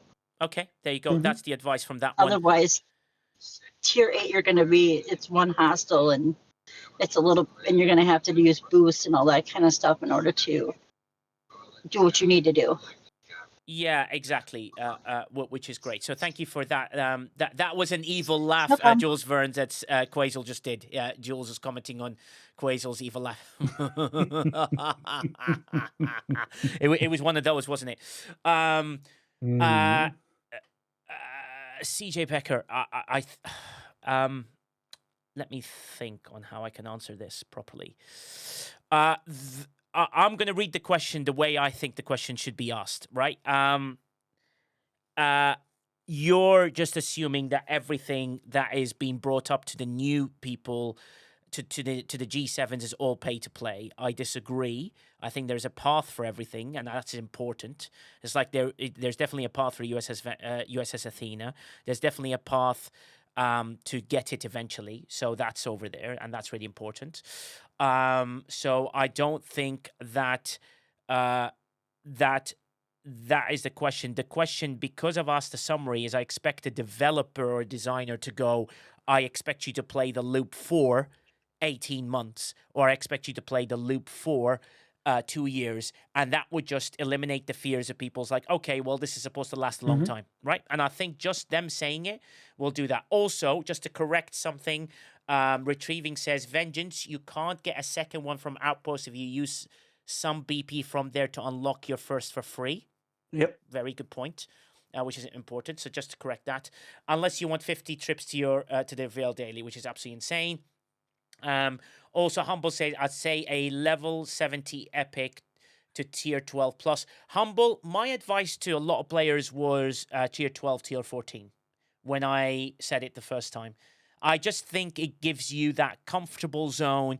You need the tier 12 anyway for the Vengeance, but then the reverse theory to that is if you can kill it, get up to 71, you'll get way more materials, and you can get the epics then to tier 12 quicker. So there's that balancing act. And Quasel mentioned that, if you're willing to go through pain, that maybe you go up and then you struggle a little bit and then you get the next thing. Shockwave Prime, you've jumped on. Anything you'd like to say?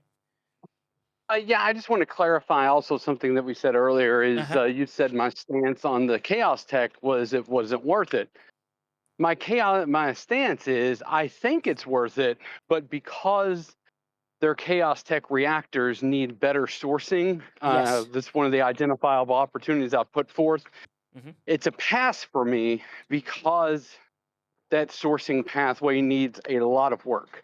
If they were to improve that, then I may revisit my decision, and I'm sure others would as well, because I do agree with Quasel. Like I said, the damage is there, the barrier is there, and the increase in isolytic damage is there. You put that on the Vengeance, I see value in it.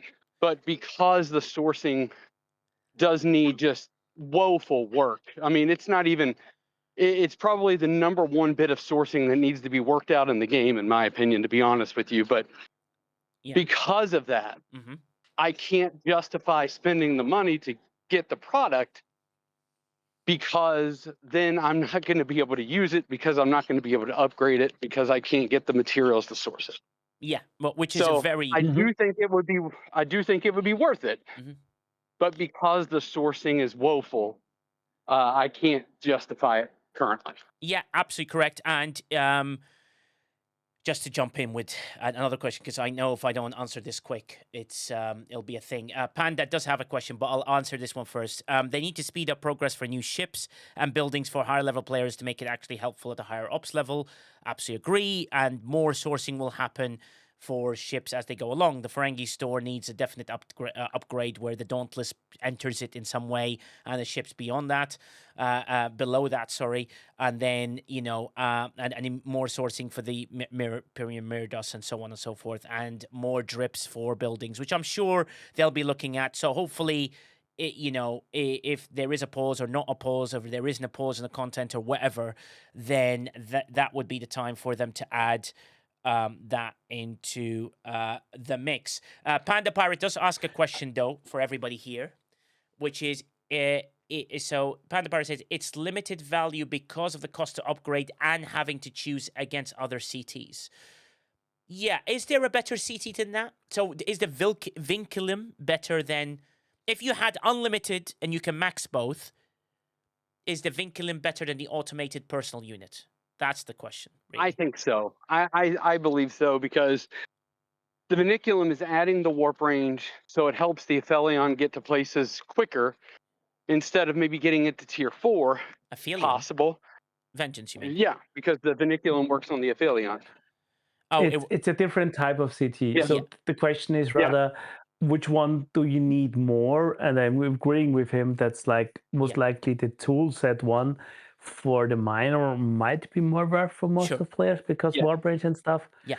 and it's currently in the tool classified as forbidden tech. I already told sudo that needs to be changed. Yeah, Tiny mistake. that's okay. It happens. And long term, we want both, most likely. Yeah, long If you term, can you afford to want both. upgrade them. But basically, Panda Pirate's asking for another below. Like, for example, he's like, the temporal conduit will open another below deck slot. And then he believes, will that make it even better against the 75? I think the 75s are so, like, if you're smashing them and you're able to do, I think, when does it become useful? When you can defeat 5 in one hull, I reckon. That's the number in my head, personally. If I can do 5, I'm like, okay, maybe I can do this. It's a pain, but it's doable. But if I can only defeat 1, it's pointless. Do you know what I mean? Like, that's the problem that I find with that. So the question for Panda Pirate is, like, if I put the temporal conduit and then use this CT at max, then do you believe it would get you close enough to defeating 75s? The answer is none of us know. There's only some people that have tried it, and I've seen a few tests.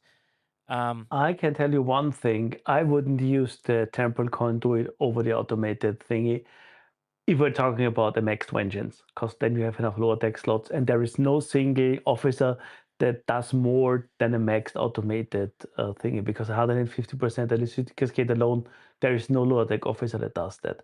Yeah. So, yes, using that thing is currently against hostiles most likely for high level content your best option. Yeah, for example, Beach Whale says he's got a max vengeance. He says, and I'm using the temporal conduit and was only able to kill 3. More testing I can do, but he's got to do some work. We're not asking for any more testing, so that's fine. 3, and then with this, well, that's with the temporal conduit.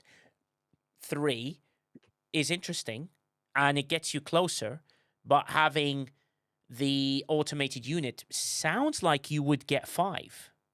In my head, from the maths I've got in my head, but I don't know. I agree, and I think 100% ISO damage is enough to push the max vengeance to do 75 FKR dailies. Maybe in another few months, the power creep will make it possible. Yeah, exactly, as you work your way through. So what Panda's trying to get to and trying to advise people here is, could you skip the uncommon 73? Oh, dear. I would say, that's tough, man. It depends. Yeah. The thing is, currently, I'd say you're in for a lot of pain. But give it another 4 to 5 to 6 months, especially when then progression gets quicker. Yeah. You might be able to save up, to kind of stay at 72 for a while, to save up, maybe then slowly go 73 because your vengeance is big enough. And then kind of, and we did that on in G6, so it might work again. But currently, I guess you are in for a lot of pain. Yeah, you're very right, Quasel, because Humble always says the same. I say no. Even if you have a max vengeance, you can't do 75, 76s. So getting to shipyard 76 to build your rare is going to be painful. Unless you've saved all the stuff ready to do. I mean, I still think... And it's Caledonian says he posed this question to Griffin a few months back, and he said it does not handle 75s. Fair enough. Thank you so much. You won't be able to do your 76 dailies in the gap between the ops and the shipyard. So the advice at the moment is, hey yo, how you doing, Wicked? The advice at the moment is to get the uncommon 73 because it would make your life way simpler. But I think the uncommon 73 is not even useful till it gets to tier 5. Am I right in some people who've got it? Can you just correct me if I'm wrong? No, from what I hear, it's like in that area, like tier 5, tier 6, because lower deck slots. The problem with ships in the beginning is most of the time, especially lower deck slots, because these days we want hull bridge, we want maybe hull repair, so we can make use of those 95% max repair bonuses, or maybe isolytic cascade damage. So we have so many options lower deck that give us massive boost to the ship's capabilities that we kind of need at least 3-ish to get all of it in, like maybe morale for shield boost, all the tools we are used to these days. Yeah, and especially with all the researchers aiming for FKR stuff, it's being very, very important. Mm-hmm. All like Ramscoop says, all the ships, regardless of generation, have always come into their own at about tier 7.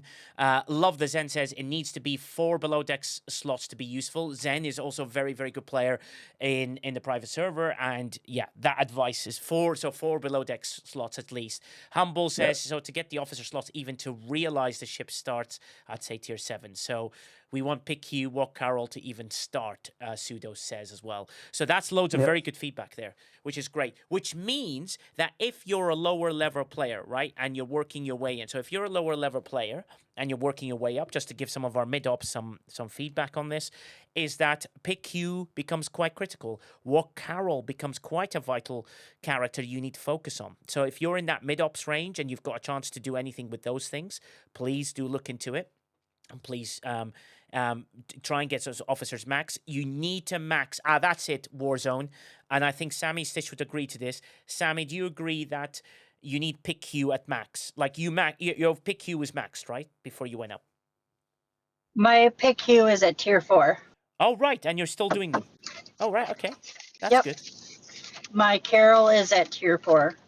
Okay. That shows you. Hey, Vince Martin, yes. Okay, great, Warzone. Thank you very much. He got that. Thanks, Sammy, for giving the advice. Crazy says, wow, with a 20 stream streak, says the CT upgrade part strip used to adequate before they changed the amount needed when upgrading new CTs. Now it's terribly. Yeah, but Crazy, we just showed that the new CT is actually considerably cheaper than the Vinculum CT. So there's the number on the screen.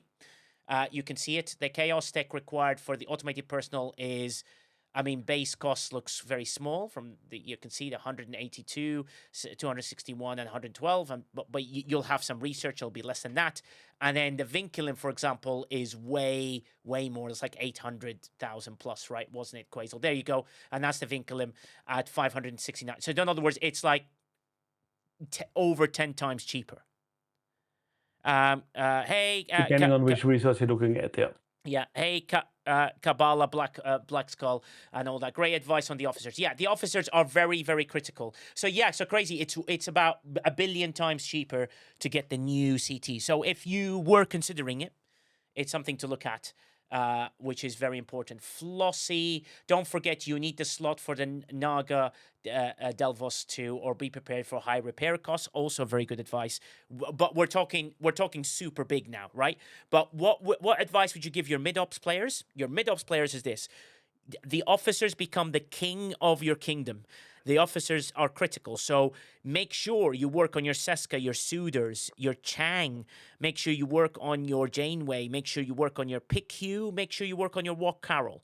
Those are officers that if you can get some of those maxed would be quite vital. And that'll be amazing. Mm-hmm. Any other officers you'd say are vital for a mid-ops player who's working their way up? He will get into the G6s, might get into the G7s. There we go. Quasel's going to show us a couple of things in there that are be. I mean, if you're mid-ops, first lower deck, get the Voyager stuff. So if you don't have those, Torres, Kim, and Neelix, for and Neelix for burning, because those will be very, very useful long term. Savick is another good one. Yeah, that has not been mentioned. Yeah, mm-hmm. Walk Savick. Have a typo? Yeah, WOK.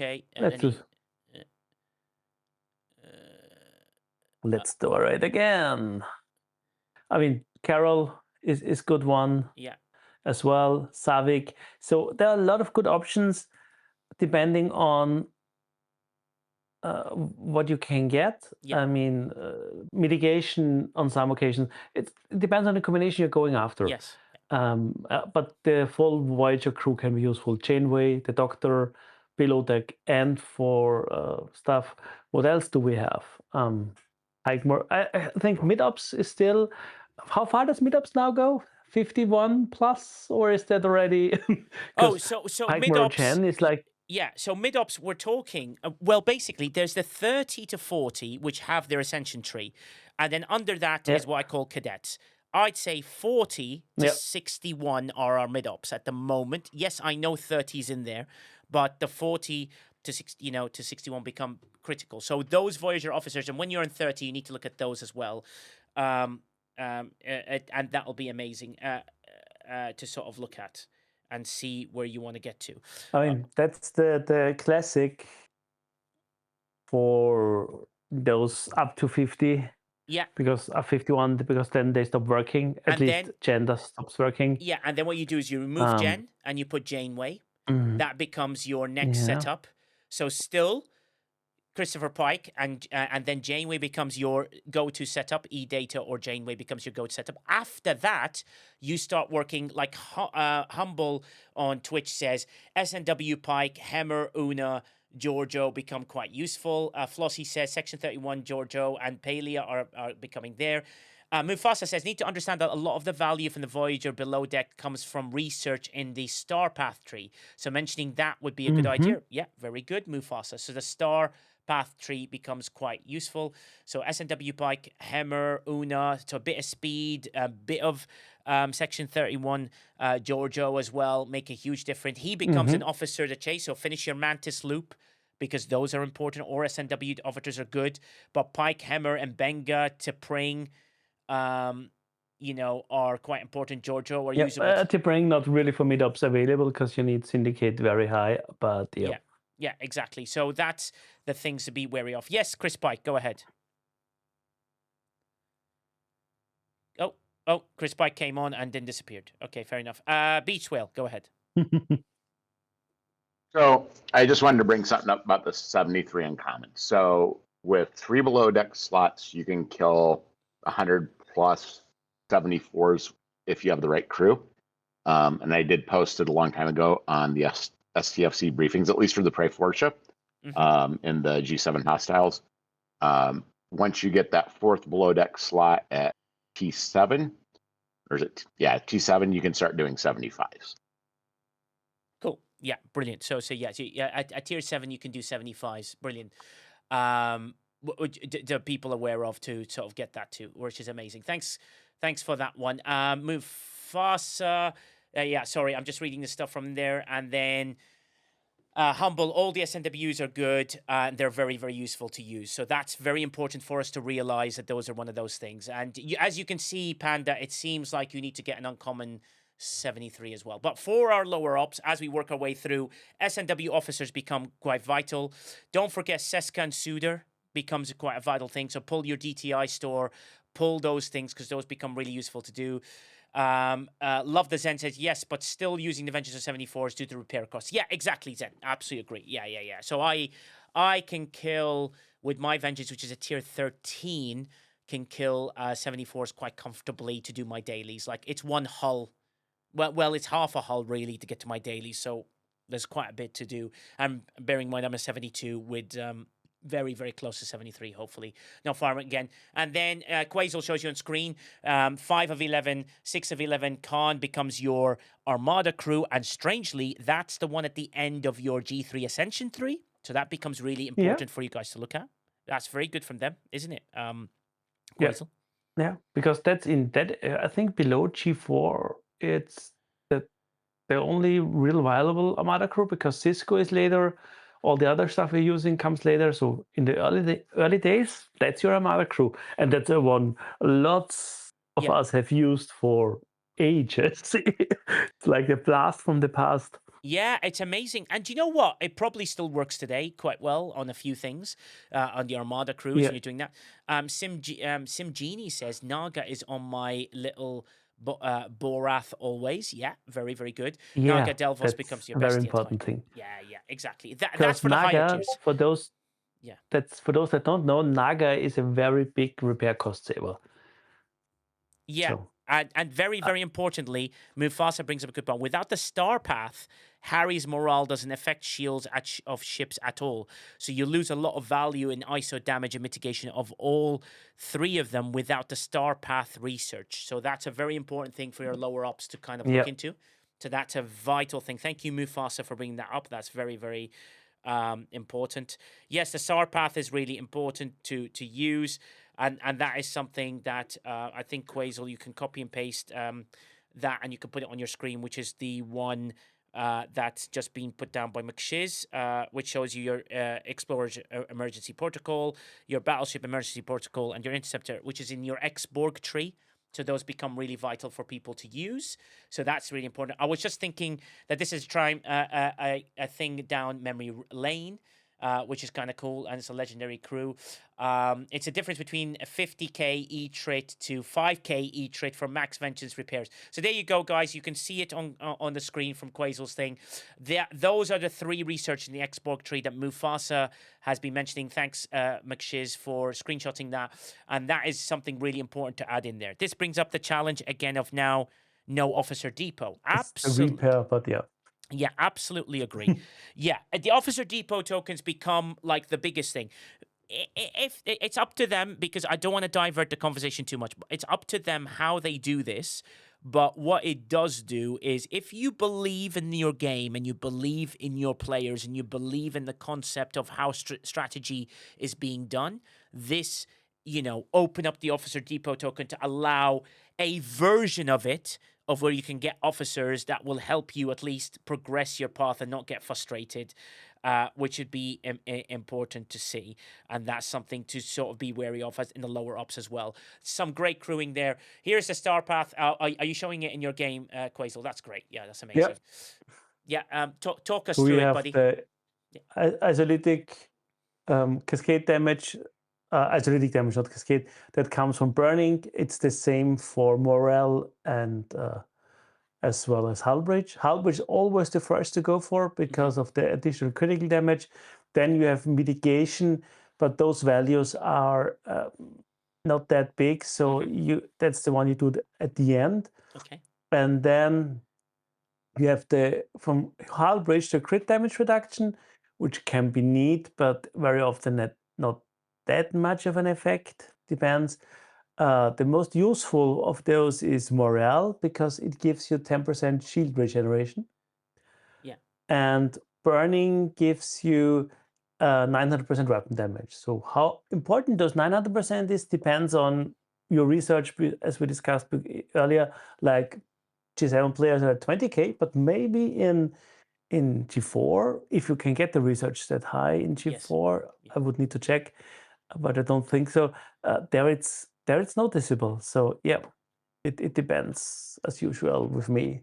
Yeah, very, very vital to look into that. So that will give people to that. And, and just for people to understand, if you had to explain someone in very short terms, what is hull breach, Quazel? Hull breach is?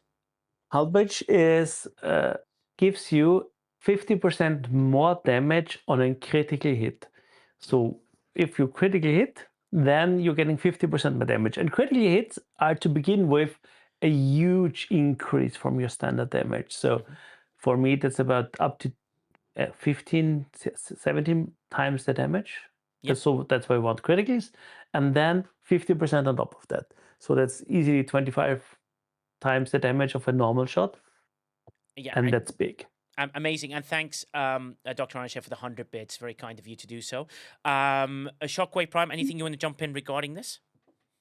I think that it does go by play style as opposed to which one is more important. I will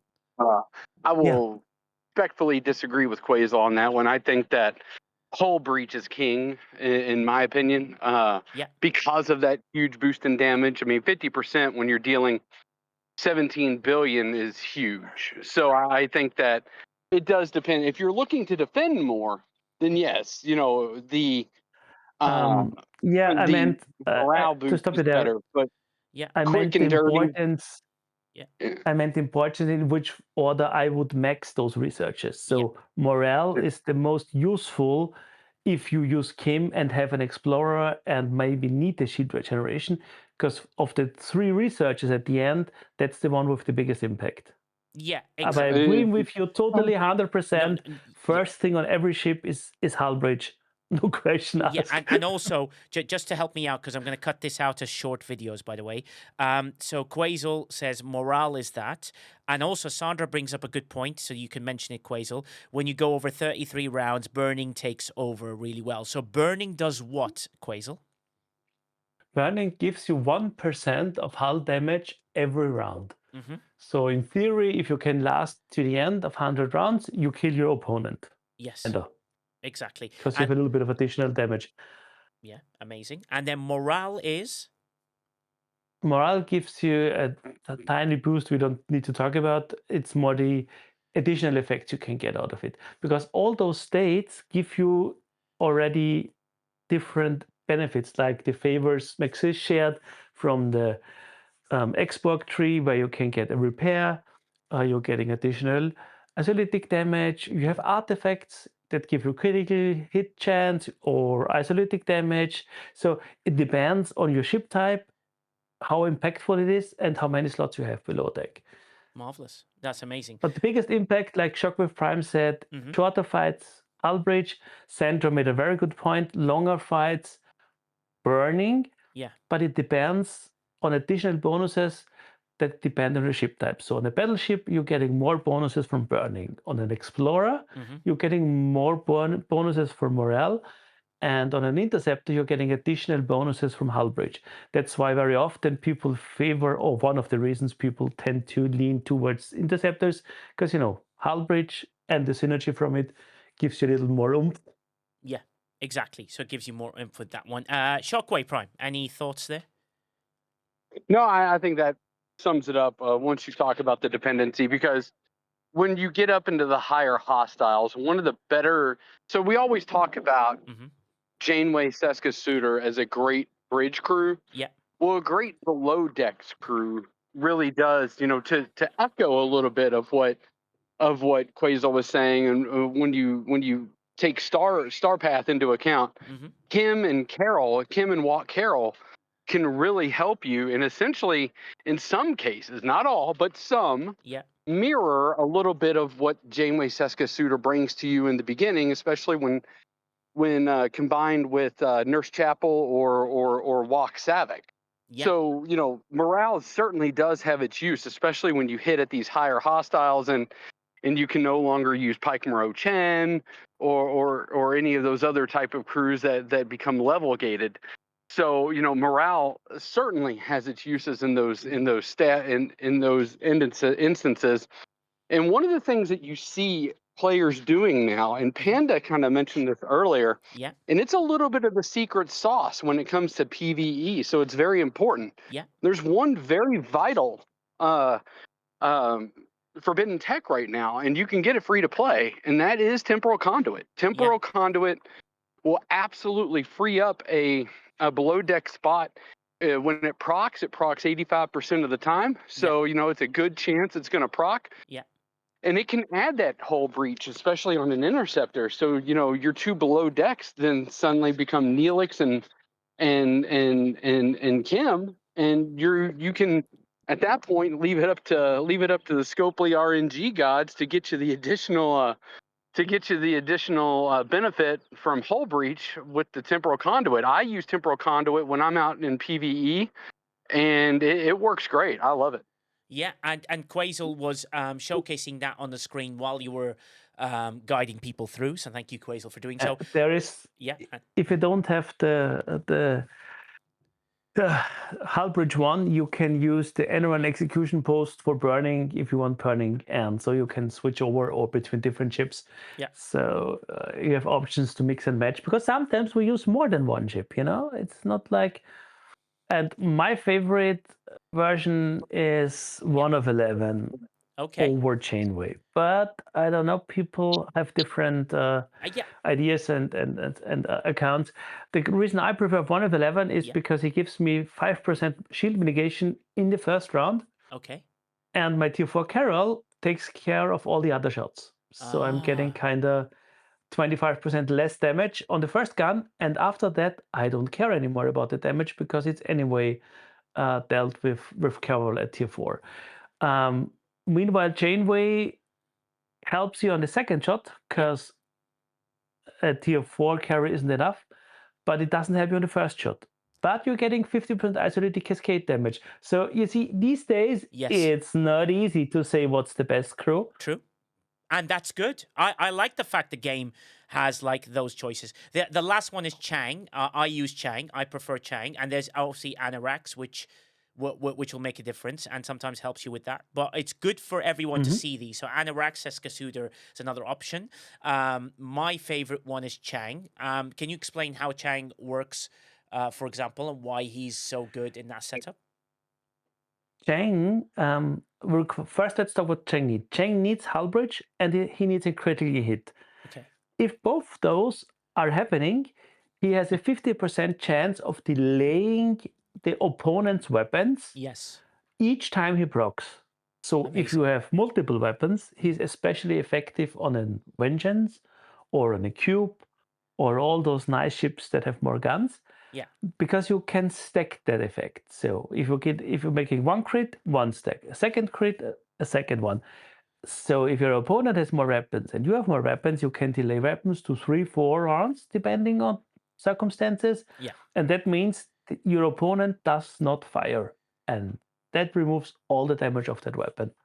Beautiful. Yeah, and that gives you the example of all the crews. So at the lower ops levels, remember, Mufasa brings up a good point. The reason he mentions a star path tree is because it's a very simple thing to aim for. We're just going to give you simple crews. You know, Pike Monroe Chen, Pike Monroe Talon, Pike Monroe Janeway becomes the thing you go to. Mufasa brings up a very good point as well. He says he wants to keep things as simple as possible to players without diving into numbers majority of the time, because players get confused when too many numbers are thrown in. So that's your option at the lower ops. As you get further into the G6 world and the G7 world, multiple sets of crews like the ones suggested by Shockwave Prime, by Quasel, and various others about what to do. And Quasel's about to show you yet another crew, which I think is superb.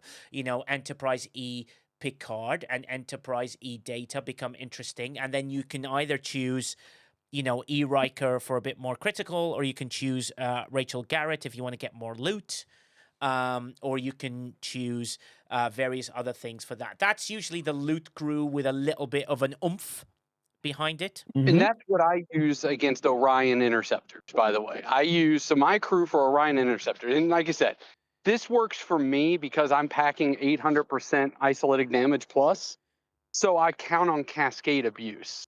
So E. Picard, E. Data, and Philippa Georgiou are what I use for S31 or for Orion interceptors. The ones that appear on Wednesdays and Sundays, and it works for me, and it works tremendously. Brilliant. And a lot of that is because of the isolytic cascade damage that's multiplying from the 800% isolytic damage that I'm already dealing. Yeah. So yeah, exactly. because of that, it kills them quick and dirty before you really get into the nasty after effects of having to get into a 33-round fight with one of those things. Yeah, and also, Jay Berg brings up a good point. He says, hull repair of your ship type's respective state in the X-Borg favors is huge. That is the biggest reason it varies by ship type, which is amazing. Love Descent says, 1 of 10 gets me 5 or 6 additional kills over Janeway. That's Zen does that, and he plays, you know, really higher ops level, so that's really good for people to realize. Also, Lady Command says, "Oh my god, that was awesome." I'm hoping it's about the crew. I use Chang. Lady Patu says Chang is her favorite to use. Sim Genie says I get the best results with SNW and Benga as captain. Pick Q, Carol, Torres, while I have the Orion bomb and post. It gets me to reach 75 systems, and I can keep the quantum on my Venji to summon. Yeah, loads of different tactics here, people. That is the most important thing to figure out here, which is very important. And that is, you know, crews to do so. Quasel just showed you one. A unique crew that Mufasa put up, for example, Quasel, is SNW and Benga, Anorax to one side, and Nesmith. Oh my god, that's a really weird crew, but sometimes seems to work. That's so what was SNW and Benga? Anorax. What was that? And Nesmith. Yeah, Jason. Yeah, I mean Nesmith, it's doubling down on Epic Speria. I mean, he's got Rachel Garrett, Walk Carroll, and Neelix below deck. Very, very interesting. But Mhm. see what I like about the setup that Quasel have on stfc.phd, and when you click on his section, is that where it gives you it tells you, you know, how things are working, how it's active, how it does in a multiple rounds, and all this detail. This is fantastic work, by the way, by you, Suder, Lightbull, and everyone that's associated with it. Jules Verne. You know, And if yeah, and if you're happy with the crew, you can even press save the preset, yeah. and have it stored in the presets, and can have lots Wow. of different presets. Yeah, I love And that. then one click, and you can then go up there, copy link or share the card, and you can post a nice little image. Maybe we should have done some of those so we can keep them, but you get the idea. Yeah. And you can share that then with your alliance, with or whatever on Discord. The image or the link both work. Yeah, exactly. Which is a superb tool to help you do that. So, what have we shown you today? Right, we've shown you we're going to talk about the recent fixes, the CTs and FTs and purpose, and how they make things effective. As brilliant maths and wonderful advice by the whole panel. Crewing metas for each generation to achieve the most, and obviously play around with this because your research and your account is different to everyone else's. Little tweaks make huge differences, and you might gain. Like, look at Zen. Zen says one of 11 is great for him, for example, because he's getting 5 to 6 more kills. But maybe for me, it doesn't work as well. And then we've shown you different metas, and that means you, as the mid ops, have got a really focused path to try and get these things to happen, get these officers up to a level, which I think is absolutely superb. And it shows that, look at all these opinions. What's really great about these opinions, everyone's got different things there. As well. So Crazy, what I'm going to do, there's a reason I got Quasel to do this, is I'm going to cut this into short video sections. So you'll get a hull breach section, you'll get a morale section, and it will be a different one for burning, and then we're going to split this into small little videos for everybody to have. Hopefully we can share those in Suder's site, and we can do stuff like that. I'll have a chat with him, but I'd love to share it to everybody as possible, and with everyone's help. The aim is to give people small, and Mufasa brings up a good point, small, uncomplicated data of just basic understanding of why something like this works, and then you as a player can go and enjoy having those videos. What was it again? Quick 30 seconds. Yeah, it's that. Great. That's amazing. Ascendity, thank you for subscribing with your Prime for 5 months. Currently 5 months streak. That's really kind. But it gives you guys details. And we'll do cleanup. But look how wonderful Pseudo and Quasel done. Yes, go ahead. And Nigel, I wanna point something out. I just had a DM sent in from a listener saying, "What's the can you explain the difference between isolytic damage? What does it mean if you have higher isolytic damage?" Is essentially what they're saying. And the reason is, and we talked about this actually. Great. It's a good question. Yeah, great It's a good question, but we talked about it a couple weeks ago on the show where I broke down the difference between isolytic damage and standard damage. Yes. Isolytic adds a second fist, I guess, to a second more powerful fist to your original punch. Yeah. So as you're starting off, when you're playing, when you're first going through the storyline with Jordy and Maya, and when you're G2, you don't really have any isolytic damage. You rely more on standard damage than anything else. It's really not until later in G3 or mid G3 that you can start adding isolytic damage. And the more you add, the sooner you add, the better, because isolytic damage helps you punch up, and it can be a multiplier to your current damage, and it then itself multiplies.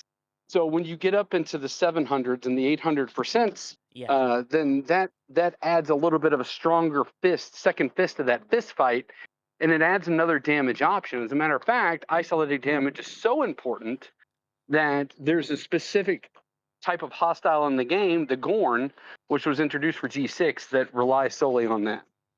Exactly. And you know what's really funny? Fantastic by Quasel to showcase the isolytic damage graph. And when you said 800%, he typed 800% at the same time. So we got yet another short clip. We can do that as isolytic damage. So obviously defending it is the opposite. So Quasel, anything you'd like to add about isolytic damage and isolytic defense? No, he summed it up pretty good. So like, think about it as a multiplier to your standard damage. So if a weapon does 100 damage and you have 800 basic isolytic damage, boom, there you go. 8 times the damage on top of it served for you. Cascade kind of multiplies then that basic isolytic damage. That's why Savic, E-Data, Chainway are all quite powerful because they apply twice in the formula. Details are in the sheet. I won't go over it now. Yeah. And then you have isolytic defense that Yes. kind of counters that. Yeah. Which is I'll post a link to the sheet, which has been done wonderfully by our sheet master, Jules Verne. yeah, Julio Vernito, we owe you, and I'm down on one knee right now saying, "Oh God of Jules, please bless me with your goodness. Here is a chocolate chip cookie in return for your lovely work." Jules Verne is a hero, and someone who's done a lot. And Quasel, him, a Lightbull, Pseudo have been sensational. Blue Mando as well in the background doing some great things. Wish there was great to import these directly into the game. General Oak, great idea.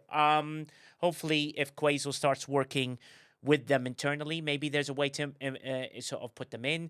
Maflat says Hugh Torres 10D and a few years ago was always my first 3 below deck games, always changing. You need to see what works for you, your ship and hostile. So Maflat's a great free to play player. He's about up 66 in my alliance. He does really well. And he does stuff like that, which is absolutely superb. Retrieving says it's not just more damage, which could be confused and conflicted with hull breach, but it's a separate class of damage on its own defense. Absolutely agree. So little details like that. We'll release those short videos of these specific things with Quasel doing the sheets as well, because we want to promote the fantastic work by Pseudo and Quasel, Jules Verne and Lightbull when it comes to this sheet. And we also want to give videos to everybody else. So we have short videos, not that long, that give you details. And Shockwave Prime, superbly explained, isolytic sort of damage in a beautiful way as well with them doing the sheets. Anything else you want to show people, Quasel, with regards to this? Because I think we've done a very, very good job on giving the meta options of things. Yeah. My father just asked, is there search? And yes, there is. If you go to the cheat sheet and go on the left-hand side, you have tech and officers, and then you can go in and it's a full text search. So if you, for example, search for Apex, you find stuff that does Apex barrier and Apex threat. And if you activate this show working only, you see all the officers that for hostiles have any text that gives them Apex barrier or whatever. It's beautiful. So to kind of go and search for stuff, because that's sometimes quicker than in-game or somewhere else.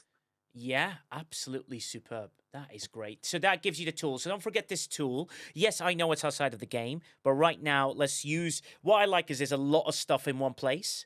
You're not going to multiple places, which is absolutely superb. Yeah, STFC.pro is for your statistics. This is the place for you to play around, put your crewing together, maybe make a decision, share it with someone in this Discord here. So Exchange Point Discord, and come in here. Quasel's always been wonderful and lovely and helpful. And with Quasel's permission, I will create a Quasel's corner in here, which Quasels has full control of, and he can add his channels as he wishes. Can I ban people? Yeah, exactly, and you can ban everyone but me, basically. That's the only thing, which would be amazing. So he will help you, guide you. If you've got any questions with regards to those things, it's amazing. In return, I ask you kindly to go and visit that website, to go and support Pseudo, to go and support Quasel, Jules Verne, Lightbull. These are people who are doing this out of the kindness of their hearts, and I would love, by the end of this month, to send Jules Verne the biggest package of cookies that will not come from the UK because it will be disgusting. Well, actually, we might even try it for comedy value, seeing whether it can hold its flavor by that time. Thank you, Rage Star, for the 100 bits to get us there.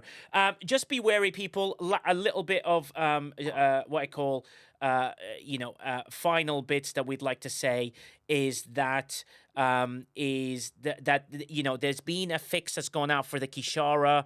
There's a wave defense fix that they have done. Also, if you updated your iOS today, which the iOS was behind by a day or so, the wave defense was addressed an issue in the solo waves, and the join button displayed incorrectly. The ships, they resolved an issue where the instant repair button text appeared truncated. They still haven't fixed the instant repair. it takes that delayed button press. My Twitch gets in the way, Quasel, when I'm about to press it. That's the only thing that annoys me. Fix an issue in the ship assignment search bar. I like the search bar now, Quasel. It's not white. They gave it a little bit of a cheeky little art department upgrade. Just a cheeky little color. I like that. Forbidden Tech Chaos Text address an issue where the equipment, unequipped, and swap button text was partly cut off in the Chaos Tech and Forbidden Tech menus. The mirror research tree title displayed the incorrect artwork is now working well. Look at that. Look at that lovely. Okay, it's like cut off because you're cutting my screen. Yeah, exactly. Why is it gone? We can, you can make it slightly smaller and fit it in. Thanks for doing that, Quasel. I'm only giving you small real estate because, I like to make your job more difficult. It's more fun. Small real estate. Look at that. It's beautiful. Filter by name is there. They've obviously, the faction store, they resolved an issue where unselected bundles in the faction store could still be claimed through the bulk claim after their cooldown expired. And the bulk claim, resolve a bulk claim issue where the French translation, oui, je parle un petit peu le français, j'habite en France le 16, oui, comme très bien. Shockwave Prime, sous ma bite salon. Shockwave Prime, il est très petit peu. But Shockwave Prime, un très mucho grande. So that'd be amazing. So Shockwave, thank you for that one. Great translations done there. Look at that search by filter. And also, there are many updates and the iOS has just come out. So that's something you guys can enjoy in the game. So thank you very much for them to do so in that. Which biscuits? Pink wafer, ginger biscuit, bourbons, digestive, hobnobs. That's a big question, Flossie. That can be a discussion for another time, discussing what biscuit is the favorite one to send that. Fun fact, you speak French. So when I say fête foutre, Shockwave Prime, you should understand what that means. And if I say sous ma bite salon, you also understood what that means, Shockwave Prime, so you know that insult was directed at you. General Oak, iOS update is still not appearing for me. Oh, that's strange, General Oak. Yeah, Apple is notoriously slow with rolling out updates. Yeah, I've heard from some people they've seen it today, but when it does, General Oak, you've got some great stuff to look forward to, which would be good in that as well. Mine has an update, yeah. Yeah, Quasel says yes. Crazy says he got an iOS update today. Shockwave's like, wait a minute, Nigel can speak French? Well, maybe I can, maybe I can't, or maybe I've just tricked you. Who knows? With that one and how I've sort of worked a way through. So now I'm going to finish off with the questions, and we'll move on to marbles and giveaways. The question now I've asked you guys. Now the question we would love to ask maybe developers or game designers within the game. I hope people like the idea of. I am requesting and asking, and it's been brought up, that we would love people to come and have a look. Oh, are you wanting to show some links as well, Quasel? I'll transition back to you if you want. If you're searching for all the resources we have talked about and maybe missed the link. Yeah. Here we go. It's transitioned now. STFC.pro and STFC.phd have both indexes of the most important stuff. So if you're like searching for, I don't know, officers. Yeah. Then you find the link to the cheat sheet, level, tiering costs. So that's full text search. And you can find the same thing under tools with STFC statistics. Yeah. So wherever you go, you can find those things at your fingertips, because I know on Discord, going to Loop's Discord, you have the full index, but it's easier to search on a website. It's just Discord is not built for proper search. Yeah, exactly. Which would be that. Psychic Duct, anyone who pronounces très avec accent properly, well, je te, il, elle, ne veut, il, elle, are you, he, she, we, you, they. That shows you how much French I know. But it shows that the links are there, people. So don't forget to do that. Support the people to do so. And remember that, without them, we wouldn't have all these details that we can actually do that. LFC, Fox fan, I'm about to give people a summary and then ask you for the questions they would ask the development team. So please put your questions in there. Lady Petou's like, oh, très bien, Nigel. Oh, le trou très beau, hein? J'aime Nigel, hein? Oui, très bien. The thing that people to be aware of is that I would love to see a designer just throw something in there. C'est entertainment. Là, c'est le bon thème roulette, Michelle says. Oh, yeah, see, everyone, the Frenchies are coming out. Q's Corner's there. Load out the cheat. You can see everything in there. So I'll just transition out. Thank you very much, Quasel, for doing that. You're welcome. Not on petite peu. Nigel, le très grande peu. Retrieving. Shockwave Prime on petite peu. I'm in Louisiana. All right, okay. I guess Louisiana does the things like that. We transition across to our podcast screen. People, we will send those short videos out. I'll try and post them today. I'll do some editing tonight and just put them through. So Quazel's explain those things, which would be great. Yeah, just so people have them. Quick little tidbits, 30 seconds, 1 minute. I will give you copies as well. You can share it on your YouTube channels as well. It's for everybody, and that'll be amazing. Mufasa's in Louisiana. Yeah, Michelle, all you got to do is follow the person that can't even do a proper butterfly sit-up. I mean, come on. I backed the French to win the World Cup. No! It's coming home, LFC Fox fan. It's coming home, and coming home. It's coming. Football's coming home. Wait, no, there's no football fans on the stage. That's kind of awkward. Shockwave Prime, you were supposed to be my sports fan enthusiast. It's been coming home for like 30 years. It's coming home. England's going to bring the World Cup home. It's going to happen, and that'll be amazing, and I'll really be able to celebrate. Finishing off, fantastic stream with fantastic details and stuff like that. We will be moving on to marbles shortly, so please ping your Discords if anybody wishes to win any great things that are coming in there. The questions for the developers, just remember, the big question I've got is, what is it you want to ask a developer or anyone when it comes inside the development team? What would be that question? I'm not saying that I can ask that because I have no access, just to be right. It's more for the fact that we would love them, if they're listening, to answer a question. For me, my question is I'd love you with your passion and your drive and the pitch you do to get the thing to enter the game. Come and give us a quick little oomph at the beginning for that. Don't run away yet, because there will be Marvel giveaways. I don't want people to miss out. I can see some people typing in. Also can't figure out English. I don't want to confuse it with other languages. Okay, sorry, I remember for French class is assez-vous and silence. You know what, CJ Pecker? Pas mal ma tête from all the questions that are coming in, and of course me, the stuff in there. And the most important thing is to do that. So any questions you would like to ask, if you were asking developers, last ones, and MJ had to use Google Translate for that one, I can tell, because it's not pronounced very well, which is very, very bad. Amazing.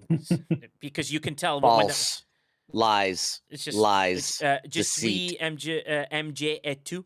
Now, my name is MJ and you. Yeah, I'm MJ and you. Yeah, it's a bit rubbish. 2 years of French. That's all I got, Nigel. 2 years. That's all I got.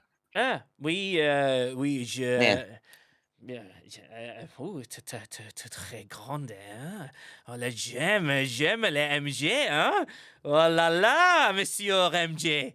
Oh là là. Everyone, oh my. Vite. Everyone rush through to make sure that you go at MJ Hat Movement. He's a wonderful guy. Follow him and follow everybody. Follow Quazel. Follow everyone else. So let's give some shout outs out to those to all the great people that have come onto the stream. I am loading marbles in the background while there's any questions that people would like to do. Foster says, bad memories coming from that stadium. Hand of God. Yes, absolutely. One of the greatest moments in Diego Armando Maradona. Argentina casa he habio. Argentina casa he habio. Se susaba ala se sayo ale susaba. Wait a minute, Nigel can speak Argentinian Spanish? What's going on? Am I shocking the world and showing Quazel that, you can take your Austrian and, whatever, Quazel. There'd be more than that. Yeah. Exactly. Follow that duck. What duck? There is no quacks here from anybody else, so that'd be amazing. We've given away a couple of things already on the stream, thanks to KJ, which I will be purchasing from him. He just disappeared off the stage randomly at the wrong time. I'm going to put a little announcement out as people do that. Mufasa says, reminder to back a movement endorsed by Nigel, that Mufasa, for every single day of June, Mufasa's doing sit-ups for everybody, and he's going to do a minimum. Oh, Mufasa, you did not. Mufasa has said he will do 100 sit-ups every single day for the whole of June, and he will do 100 push-ups as well, and 5 burpees every single day of June. Thank you, Mufasa. So go and support him. If he doesn't do it, don't give him any bits. If he doesn't do it, don't give him any subs. He has to do 100 sit-ups. He has to do 100 push-ups, and he has to do 5 burpees every single day for the whole of June. Mufasa, you're a generous man. I can't believe you have agreed to do that. You are a kind man. This is what happens when you don't come on the stage and use the words yourself, and you type something. And remember, I'm dyslexic, so I sometimes can't read it properly. So what I read is exactly what I believe has been read. Mufasa is frantically trying to type anything in the world to get him out of this trouble that he's put himself in. He doesn't know how to handle it and is about to have a nervous breakdown because he's like 100. You're absolutely nuts. But Mufasa, you can do 100. You can do 100 easy. That's definitely not a problem at all.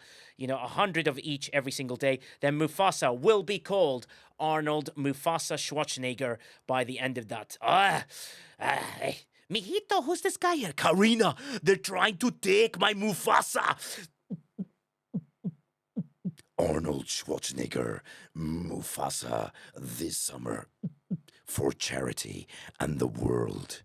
Sit-ups, push-ups, and burpees, the film. Available right now for everybody else. Mufasa, your kindness is unreal. Okay, guys, we're going to move on to marbles, unless anyone's got any last questions or anything else. What a superb stream this has been, and I'm glad that... Been fun. Yeah, really, really good to give details to everybody. We are doing marbles for giveaways. Don't miss out. Here we go, because it's good to do for everybody to do so. Let me just type my URL and then we'll kick off. Everyone go into Twitch, get yourself ready. Thank you, Paramount Studios. I've seen you, Amazon as well. Yeah, you guys stay for giveaways and see if you can throw anything to the chat. It'd be amazing. If I can give away that stuff that I've got with me, please let me know. Just DM me quickly. That'd be great. Come now. And I'm typing it out. Yep, hold me back. Have a nice one. Yeah, thank you very much, Quasel. We are switching to marbles. I'm just sending that announcement out for people to do so. Here we go. Switching to marbles. We are here and play begins. One of 5 giveaways, and we might be able to do a Paramount one. Just waiting on confirmation on that one. Not yet, not yet, not yet. Now, X-Witch Play from Ostis Valkyrie onwards. Mufasa was second, so that's the list. Then one was X-Witch Play for an STFC Briefings.com. Merchandise of your choice. We will go with a mug from stfcbriefings.com. I will be releasing more mugs. I've just had permission to do so tonight, so I will edit those videos. I've got quite a long day to do. X-Bishop on my play. Let's go, let's go, let's go. Don't miss out, don't miss out, don't miss out. You can do that. Also, I forgot to turn on that other bot thing. Give me 2 seconds, which would be great and will be hilarious for people to use. Come on in, exclamation point play. Let's go, let's go, let's go. Don't miss out on the giveaways and everything that we do here in every way possible. You can now, from now on, use exclamation point KJ as well for a bit of a joke. Exclamation point cursed if you want to joke. Ray Starf kicks us off with 100 bits already. Maybe we can get a hype train to kick off. That would be lovely to finish this off in style. What a superb, superb stream. Very, very condensed in a very good way. Exclamation point play. Let's go, let's go, let's go. Get yourselves in there.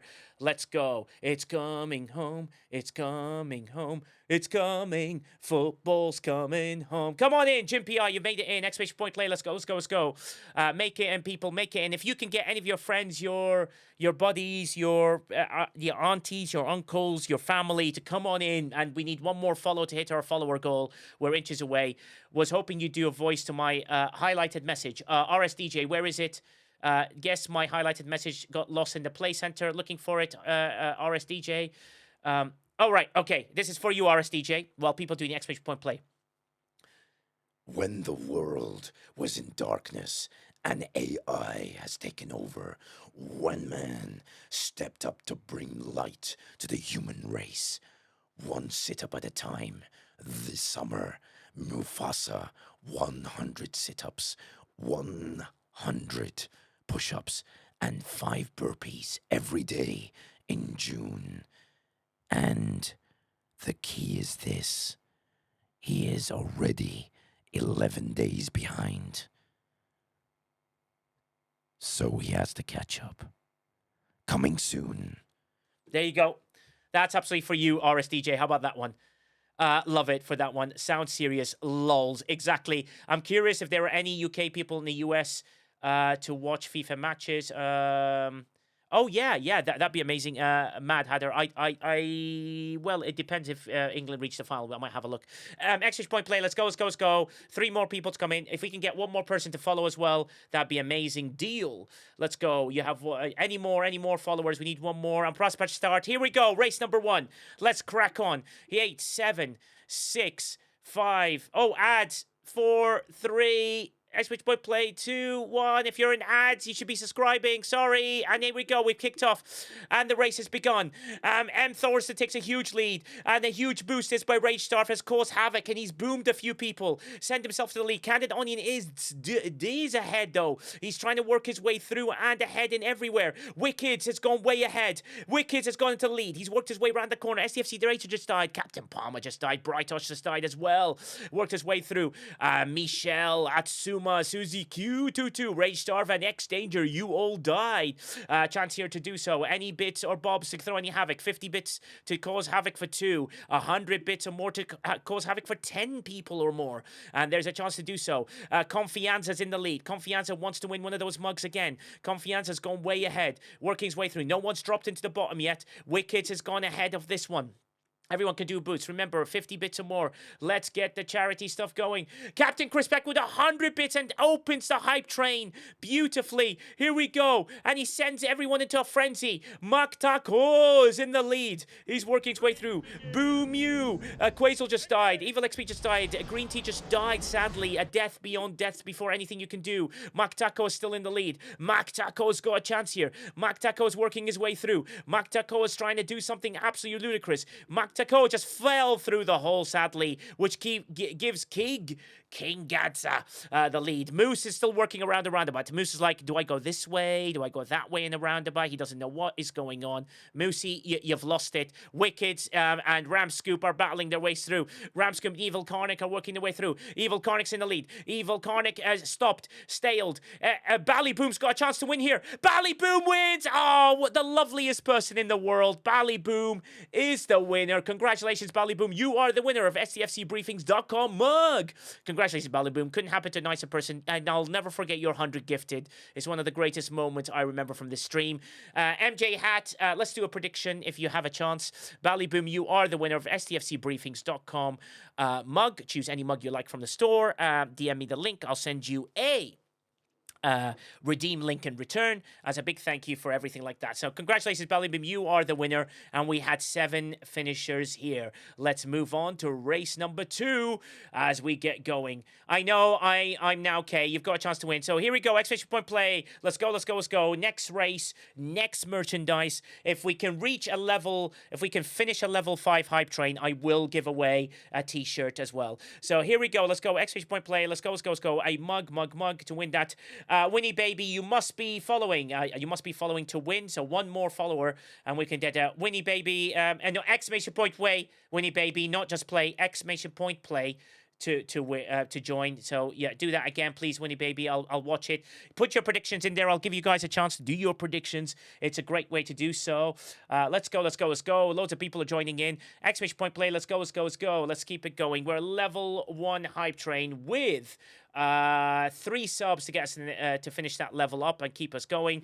So 3 subs or a few bit redeemed a Patrick Stewart, which is great. Ray Starve with 200 bits to then give himself a little boost to begin with. Exclamation point play, and the prediction seems to have been done. And here we go. I'm about to press start. Exclamation point play. Let's go. We've got we're getting close to 81 so far. We're getting close to 100. Exclamation point play. Let's go. Come on in, people. Don't miss out on this merchandise. You don't want to lose out on this. Let's go. Exclamation point play. Omega J, you made it in time. Mal Reynolds, you made it in as well. Come on in. Exclamation point play. Let's win. This is that was a superb stream that was done here. Let's go. Are we ready? Albertron saying I want to play the game that loses. Red Rum Ruby, you made it in time. Vince Martin, you made it in. Winnie Baby, you have done it. Oh, Captain Chris Spike with 5 gifted. Really kind to send us to the next level of the hype train. That's really kind of doing so. And we're on the next level as well. I'm about to start the hype train new level. There we go, new level of the hype train. And we're kicking off. And we start off here. Last 10 seconds to get the last people in. Exclamation point play. Don't miss out, don't miss out, don't miss out. Exclamation point play, exclamation point play. And let's throw this. Thanks for Captain Chris Pike, who sent us into the next level beautifully. And he keeps us going. Ram Scoops is getting ahead. Ram Scoops gone way ahead. Ballyboom got restarted. Rage Starve got boomed. Ballyboom got iced. And then General Hulk, Omega J just died a death beyond anything. El Mactaco is in the lead. But Ram Scoop, there's a bomb there. Ram Scoop avoids it. And everyone else hits it. And sends everybody else to a huge lead. It's a huge battle going in. They're trying to work around the roundabout. They're going through the spiral death of doom as they work their way through. LFC Fox fan, there's 100 bits in there to cause some havoc here. Professor Watts, Typhonic, Crocus Maximus, Captain Chris Pike with 100 bits to send us to the next level and keep us going. Absolutely amazing in every way. But TJ Hooker, Martok, they're battling between it. TJ Hooker and Martok are battling between each other. TJ Hooker used to hold the world record for this, but he's working his way through.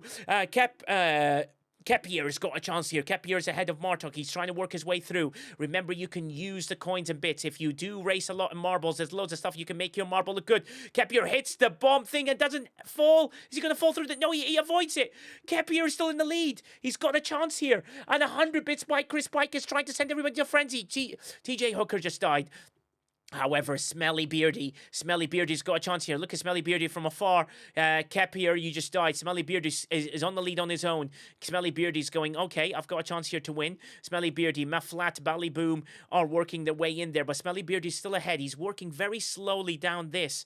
He's got a chance to do so. And there we go, Ray Starved with 100 bits and send us to the next level of the hype train, which is amazing. And we do have the 100 bits, which is absolutely amazing. Thank you so much. Here we go, Smelly Beardy's got a chance to win.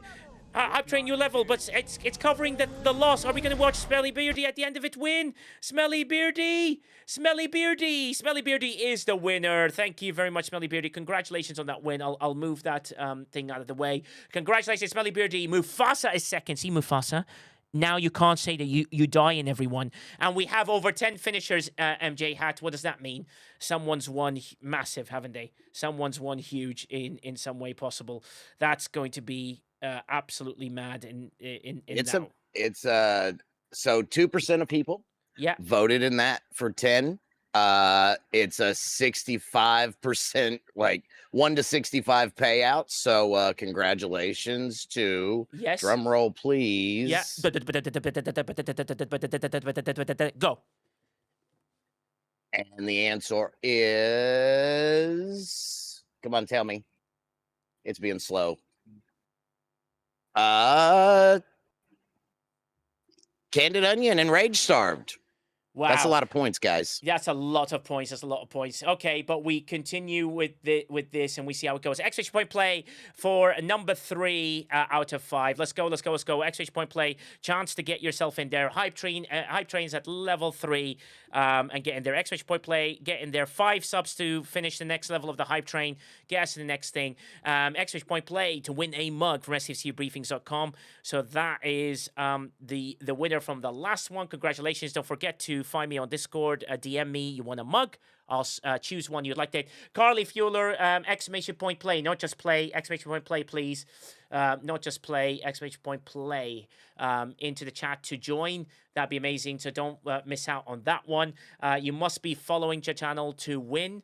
All you got to do is follow. Albertron puts it yet again that he's put exclamation point play, the game that doesn't use exclamation point quack, which is quite funny. Come on in, people. Exclamation point play. Let's go. Smelly Beardy, you are the winner. Congratulations. So any mug you like from STFCbriefings.com, just DM me, exclamation point Discord. Find me on the right-hand side. You can win again. You can win multiple times. You can swap 2 wins for a t-shirt as well.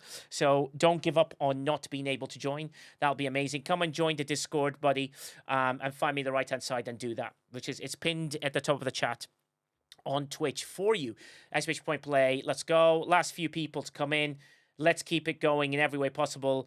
Let's go. Psychic Duck, you managed to make it in. Hopefully you can win another one, and that'd be amazing. Lady Command, you made it in. Mufasa made it in. He's already in. Beachwell, you are in. Let me see if we can give more to do so. We'll see how it goes. 2 minutes left on the hype train. 5 subs to get us to the next level. All right, I'm about to press start. Exclamation point play and start. 10 seconds to go to get your last bits in. Exclamation point play. Let's go, let's go, let's go. Will do. Thanks, Smelly Beardy. Just find me, DM me. I'll sort it out by tomorrow anyway, so that'll be good. Let's go. The race begins. Here we go. Mariner is taking a lead at the beginning, and it gets a huge lead. No bombs or anything is happening right now. Let's see how it goes. We've only got a few minutes. Wow, Sim Genie, 10 gifted, sends us the next level, absolutely explodes everybody. Rage Star, thank you, Sim Genie, for your absolute kindness. It will go to Right Love on Her Arms. Gifted, loads of gifts. Thank you so much for your kindness. Moose has been thrusted twice, Moose. So Moose has been, excuse my language, DP'd really aggressively, and is still enjoying it, but is still alive. Ruby just died. Stitch just died. LFC Fox fan, he's made himself a Liverpool fan who's also a Fox, is now with 100 bits to cause some havoc. I am now Cage just died. Exchanger just got restarted. Fuzzy Moose just died. Les Volmatron just died. Loads of people are working their way through. This battle is quite interesting. Flossie just died again. She can't win her 25 mugs of the month.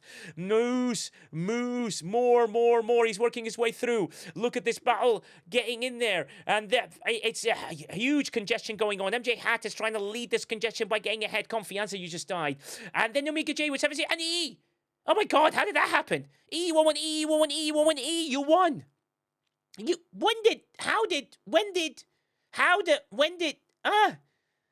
Well, E, apparently, you landed right in the hole. No one knows. There's no replay. Is there a replay? There's no replay. I didn't even know. I couldn't even tell you how the hell you won that one. Well done, E, 1-1, E, and only 2 finishers. That would have been one to gamble on, wouldn't it?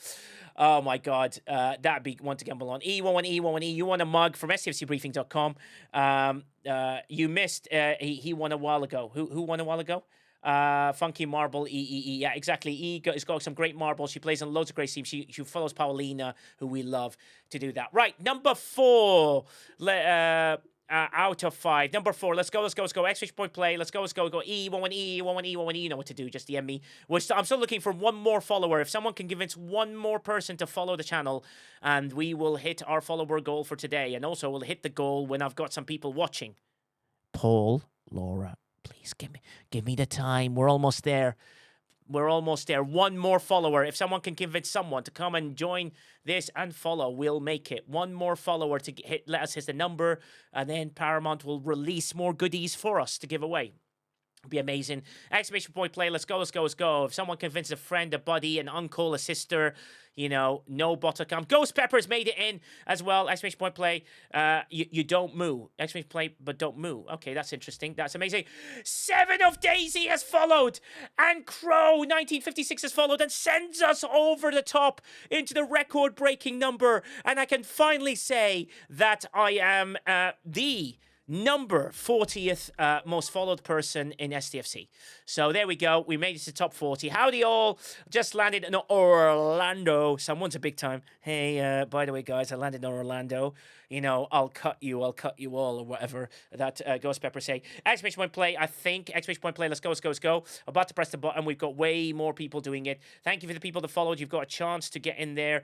And here we go. I'm about to press start. And here we go, starting in 10 seconds to go. And we can do the Flossie's like, my name's MJ Hat. I think I'm really cool. I look at everybody else like a fool. I'm the greatest. Everybody else doesn't understand what I do. MJ Hat is the movement. MJ Hat knows in movement. MJ Hat knows nothing. MJ Hat, DM him. DM him in every Discord. Show him that he's got no biscuit. He doesn't like any biscuits. He just likes to eat trinkets. He likes to eat trinkets. That's what he does. Sammy Stitch is in the lead. Exclamation point play. Let's go in every way possible. That was just wrapped. Commander Done It has followed us as well. Thank you so much for everyone from the channels that I know that we support are part of United Era, like Amanda is, like Sane is, like Sana is, like a few people that have come and helped us out and come in here. Sammy Stage, oh, you just fell through the hole and send Moosey into the lead. Moosey's like, oh my God, I've got a chance here to win. Moosey's got a chance to win. Captain Palmer and Moosey are battling each other. Captain Palmer's taking the lead, but Moosey maybe he's playing a tactic. He's like, let him go ahead and blow himself up, and then I'll go right behind. But Martok bleeds ahead with his robots trying to work his way through. Captain Palmer's there, but we're watching them from afar. Captain Palmer is working his way through, and they're trying to see who's going to win this. Captain Palmer works his way round the Snicket all the way down, and a few people have followed. We've sent people into a huge lead, and it's given us a chance. Draven, we're watching you from afar. LFC Fox fans, stuff like that. 10 seconds left on the hype train. 10 seconds of 5 subs. 10 seconds of 5 subs left. 10 seconds of 5 subs. Loads of bits needed. 5 subs. Will we continue the hype train, or will we end with 5 gifted? And we'll keep it going. 3 seconds, 2, 1. I think we're going to miss it out. Thank you so much, guys, for getting us to that hype train, to that level. Moosey, it looks like the win is yours unless you miss it. Yeah, you missed the bomb. You just need to work it. Thank you for the hype train success. It's really kind of you guys to do so. Moosey's worked his way through. Moosey, get past the roundabout. Oh, no, you got stuck. Moosey. No, the other way. Moosey, come on. Go the other way. Moosey. Okay, he is going the other way. Moosey. Yeah, Moosey can't possibly miss this. Moose is going to win this. Here we go, but it does rhyme with biscuit. A trinket. Trinket and biscuit. It's very hard to rhyme something on the fly. Like, you can't rhyme stuff with Mufasa. And here we go. Moosey wins. Moosey wins. Oh, the nicest person in the world deserves this win. Moosey, I love you dearly. Nothing makes me happier than the fact that we can give you a mug from stfcbriefings.com. Find a mug. Send me the link to the mug. I'll send you a redeem link in.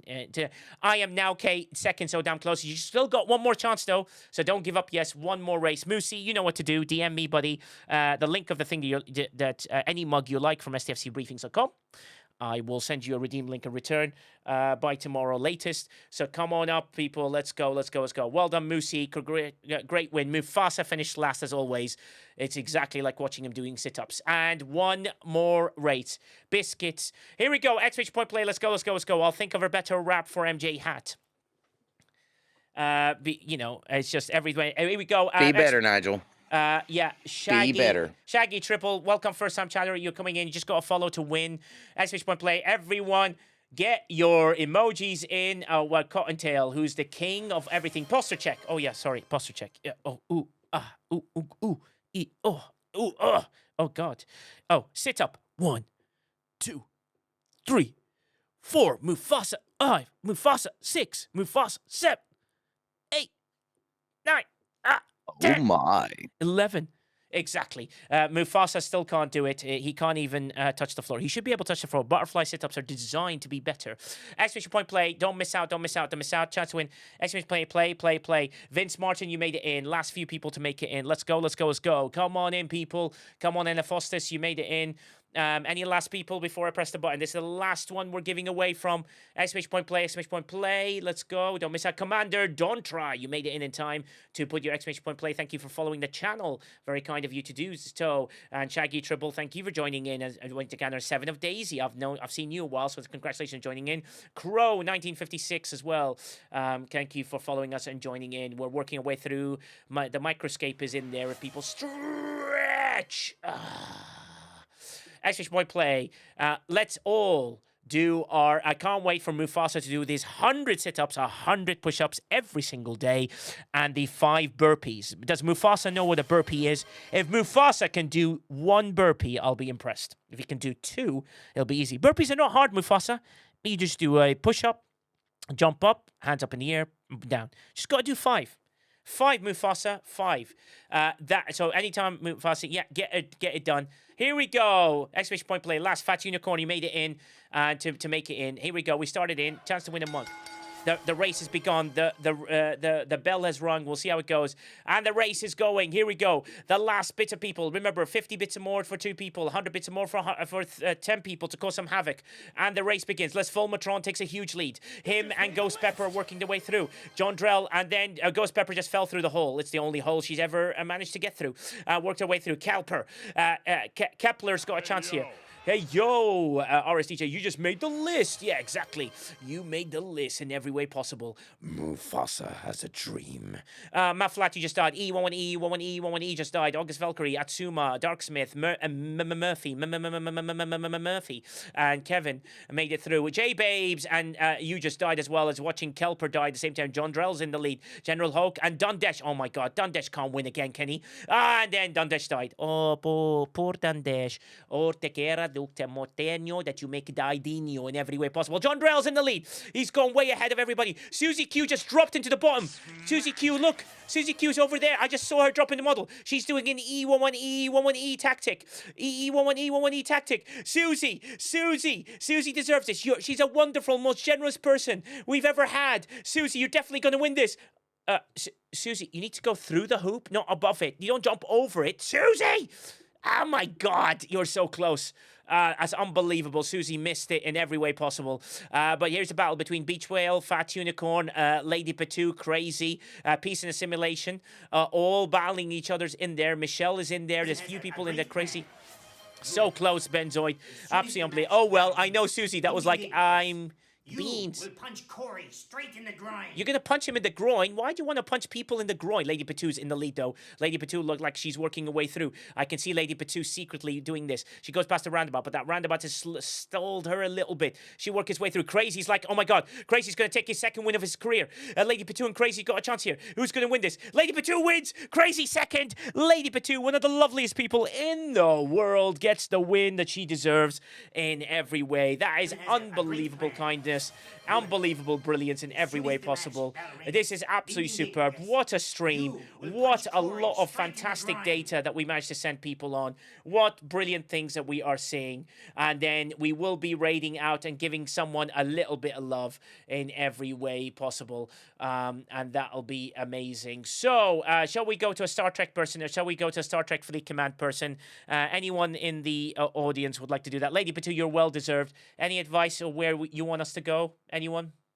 I do have a list, and I can't do it. Star Trek Outposts. Do you know what? Let's go to Peace. Peace has done us a lot of favors before. We deserve to do that. Let's send the raid. Let's put a message out, everybody, because we'll go straight away. Oh, Chad. Is Chad on? Do you say Chad on? Where's Chad? I don't see him. Where's Chad? Oh, yes, he is. Yeah, let's give it to Chad. Chad is on. Yeah, great. Chad is on. We'll go to Chad. Thank you very much. It's always good to cheer that. Let's send him loads of love. You know, give him a few minutes, cause him some havoc, and just say, let's bring back STFC to its greatest moment. I love you all, and I appreciate you all for all the help you've done. We hit an unbelievable amount of viewers today, which shows that. Let's give Chad a really, really, really big raid to show him what it is. Let's remember, live long, stay tuned. Until next time, goodbye.